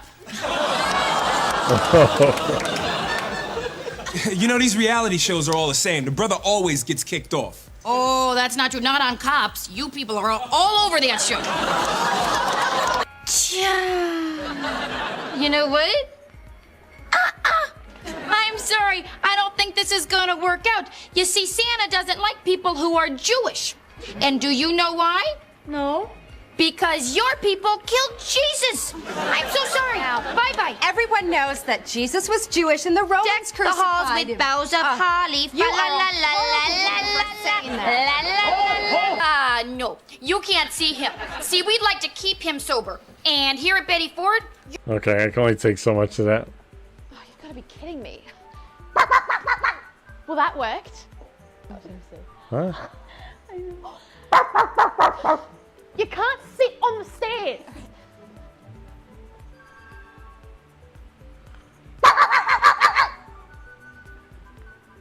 Oh, okay. Don't block the door. Slow walk, it's lovely. Hi, excuse me, can I just pass? Oh, here we go. Yeah, that gave you a fright. Oh, you've got to be kidding me. Трейлер парк, блядь, что нахуй дел Дилливил, блядь? Not even sure what's going on here with part of a dog's head and on it, and they're on some carpet, and then this. Блядь, что нахуй дел Дилливил? That's like the whole. Okay, that's an odd TikTok squeezed in there. Excuse me, sir. Excuse me, sir. Yes, Hi. ma'am. I don't mean to bother you. You okay? Yeah, I'm fine. Are you Michael Morrison by chance? Yeah, I am. I'm Officer Michael Morrison. How can I help you? Hi. I don't mean to like bother you or kind of just bring this news on you, but I think you're my dad. Yeah, right. Yeah, right. I'm sorry. What do you mean by that? No, like I'm sorry. I don't mean to Totally bother you. fake. This is a huge shock to me, and I just want to say that I think you're my dad. I was given up when I was 4 years old. You were in the police academy then, and I got my files back when I got 18 years old and let out of the adoption center, and they gave me your name and. How'd you find me? My mom's name. I've been looking around for you for quite a bit of some years, and I've been trying to locate you. And I heard that you lived in the area, and I was actually just grocery shopping, and I keep this photo. Well, where are you from? Around here. I'm from Jersey. Jersey. Mm-hmm. What are you doing here? How'd you find me here? Because I got my file back of who my parents, like my birth certificate when I was 18. Where'd you get this picture at? Where'd you get this picture? I've had it since I was 4 years old. Just hard. Okay. Are you sure? Now, you said you're from Jersey? Is that where you grew up? You Yeah. were an adoptive? My name is Amanda. Oh my God. I've been, this has been haunting me for a think about this, or grocery store. How'd you find me here? I didn't know. Okay, that's just too fake. I'm Brianka, and I play with a dog. Court date. If you don't show up, a warrant will be issued. Have a nice day. Thank you, Miss Galloway. Are we ready to call Ms. Galloway's case? Okay. The court calls People versus Zoe Galloway, 25T. Insufferable sovereign citizen Karen almost got away with her freedom, Ms. and Galloway this happened. appears and is coming forward. Mr. Lemieux appears Well, on this ought to be behalf good. of the people. Good afternoon, Ms. Galloway. The case is set. Your Honor, I'm Zoe G. Kendrika Galloway, and I repent of all my sins, and I'm here on special appearance, not general appearance, and I reserve all rights with explicit reservation. Your Honor, does the court's record reflect that this court... My response to what she just said, huh? The fuck? is in possession of my valuable negotiable instruments, being acceptances. My valuable negotiable instruments. Does somebody want to tell me what any of that means? My valuable so your guitar and your drum set are gonna plead for you? Like, what? The fuck are you talking about? Ms. Galloway, first of all, I'm going to ask that you hold on for a moment. Okay, I need to make a record. So Mr. Lemieux appears on behalf of the people. We are set today for trial readiness. The case is scheduled for trial on March 25th at 8 o'clock. The 3 remaining counts after the court received proof of insurance and dismissed that count are speeding 10 to 19 miles over the speed limit, driving without a license, and driving with fictitious plates. Mr. Lemieux, are the people announcing ready for trial? People are ready, Your Honor. Okay. And Mr. Lemieux, have you extended an offer in this case? We have. Okay. And just for the record, can you just put that on the record, please?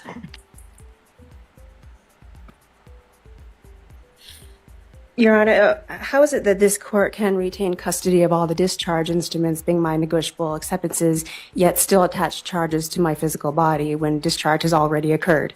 So, Ms. Galloway, I don't know what any of that means. I know that you filed a number of motions with the court that make no sense to the court. I don't know what any of those Your things Honor, how is it that you can draw draft instruments on an account that you control, that you have made the prosecutor and junior security interest and accommodation party on, that you Okay, send so those Ms. Galloway, to me, I asked Mr. and that you Lemieux do a not question, understand and I'm what they waiting are? for him to respond to the court. So I'm going to ask that you stop interrupting. Mr. Lemieux, if you could just make a record for the court as to what the offer is that's been extended in this case, so it's clear to Ms. Galloway what the offer. Once again, my response to everything that this lady is saying is, Huh? Or was, I guess or I was is. Confirmed by the judge, in fact. What? Offers previously, the kind of same thing that happened now just happened again. So I'll just convey the offer here then on the record to plead guilty to speeding 5 to 9 miles over the speed limit. Excuse me, but does the record reflect I do not plead guilty, but that I plead equity? Okay, thank you, Ms. Galloway. Please stop interrupting. Everyone gets a chance to talk. Plead equity? What the fuck does that mean? Is that a thing? Does anybody else know how to plead equity? Oh, equity is an equality?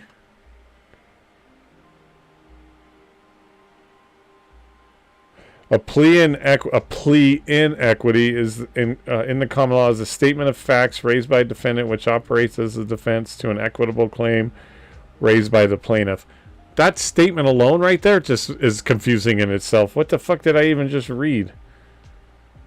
What is equity pleading? Equity pleading refers to the formal documents filed with a court by a party in a lawsuit when that party is specifically requesting a remedy based on principles of fairness and justice. Okay. That makes a little more sense. So they just want the case basically thrown out and fuck the paperwork. Or they filed a document requesting that stuff gets... I'm thinking that's what it is. They basically filed documents to request that basically they don't get charged with the crime. Okay, moving the on. offer is plead to speeding 5 to 9 miles. $7 fine, and then plead guilty to expired plates, Your Honor. Okay. So it sounds as though that's the offer that the people have extended. It's pretty clear, Ms. Galloway, that you're not interested in that. We are set Actually, for excuse trial. me, but does the court's record reflect that I have accepted all presentments You interrupted and me offers yet of the again. court, the clerk, and the prosecutor, and I have returned them for discharge of this matter? How is it that this court can retain custody of all those acceptances yet not recognize that discharge has already occurred? So, Ms. Galloway, the only way that you are entering a plea in this case is if it happens on the record in front of the court. Does the record reflect that I plead equity today? So there's no such thing as pleading equity in this case based on the allegations. If So you want to you're- accept the DA's offer, you're certainly welcome to do so. Does the record reflect would I be have happy- accepted and returned all presentments and offers? This dude back here is just rubbing his head going like, come on, lady. Of the prosecutor, the court, and the clerk. And So, Ms. Galloway, the DA's office has not filed any plea paperwork with the court that you've signed and returned to the court. I've never been provided any proposed agreement between the parties in this case. Does So the if record you reflect that want I to have accept- sent my plea of equity to the court, the clerk, and the prosecutor in this matter? So, And Ms. that Galloway, do I have plead received equity? all of the things that you have filed in this case. They're all reflected in the court file. Does the court Again, record that I did not file anything? And Your Honor, I accept your dishonor in this matter. Does the record reflect I plead equity? Okay. And so, how Ms. is it that Galloway, you do not we're set understand? for You trial don't then get on to. March 25th at 8 o'clock. I'm not going to go back and forth with you. So clearly, you're not accepting the DA's offer, which is absolutely your right. We're scheduled for jury trial on Does the March record reflect I 25th do at accept 8 and o'clock. return the DA's offer? So the DA just explained to the court today that today is the first time that they've ever extended an offer that you have been able to listen to. If you want to accept the DA's offer, I'm happy to pass the case, have you read through some paperwork and recall the case. But plea paperwork has never been filed with this court. Does the record reflect I hereby accept and return the prosecutor's offer Oh, for full now settlement and she's closure fucking of this tucking matter? tail and running. So are you wanting to accept the DA's offer to plead guilty to speeding 5 to 9 miles over the speed limit and driving with expired plates? Does the record reflect that I accept through assent, not consent, and that I have accepted and What the returned all fuck? offers? I'm assuming that means like against my will, right? Except through assent. No, but I can tell you right now, you're an assent. You're an assent to the fucking donkey.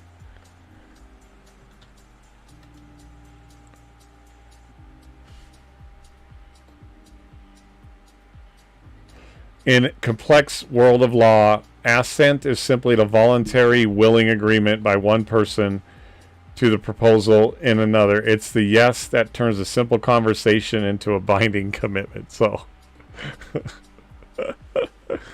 it's her unwilling way of saying yes, but trying to use fancy sovereign terms What a fucking bum. So Ms. Galloway, your options if you want to accept your options if you want to accept the DA's offer are to Court date if you don't show up. Well, son of a bitch. That girl, lock her in jail. Hi, my name is Katie, and I'm more than just an alcoholic, but today I have been sober for 669 days, also known as 22 months. I said 22 months last month. It was 21. It's 22 today. It's April 22nd. I really like 22, right? Not the point, not what this video is about. Today, I had the pleasure of driving from Fort Wayne to Indianapolis with my ex-husband in the front seat and my child in the back, because my child has to see an ophthalmologist at Riley because he has a lazy eye that isn't correcting with glasses, courtesy of me. Right. I feel bad. Anyways, I thought today would be a good day to talk about the crazy things I did in the first 11 months after our divorce before I got sober. Yeah. I think we heard her before. I think you all should come on my podcast and talk about it. It would be great to sit with you guys. So more and more people that have been through what I've been through, people can see. What the fuck? Ow! Ooh. How did that glass just not shatter?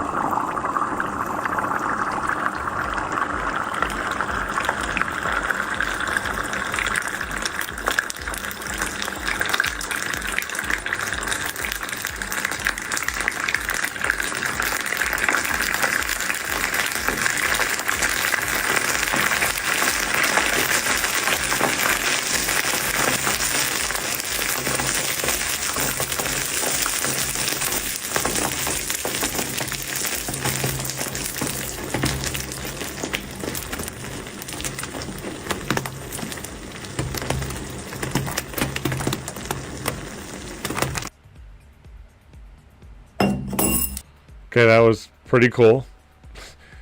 I'm just surprised that glass didn't shatter. I didn't realize that it was already after 8. So, I think on that note, we're going to stop there.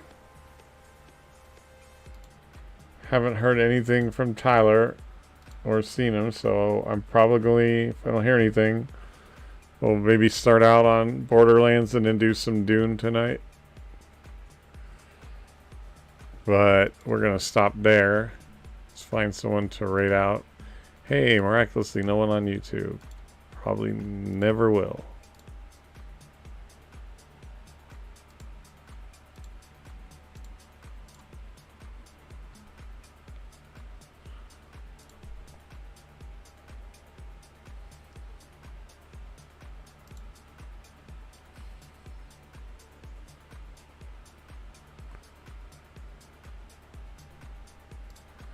Hey, that Shadow Luxray is streaming. Why don't we go raid them out?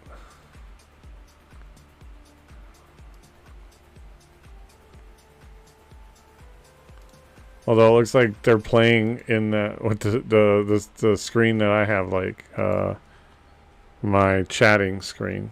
Scene. Let's go raid out Shadow Luxray. 4. Shadow _ all y'all trying to throw those underscores to fuck me up. We'll take a break and we'll come back. We'll start out maybe on Borderlands and then that'll be the plan unless I hear something between now and then. And then we'll stop at probably about 10 or a little bit after that and play some Dune for a bit.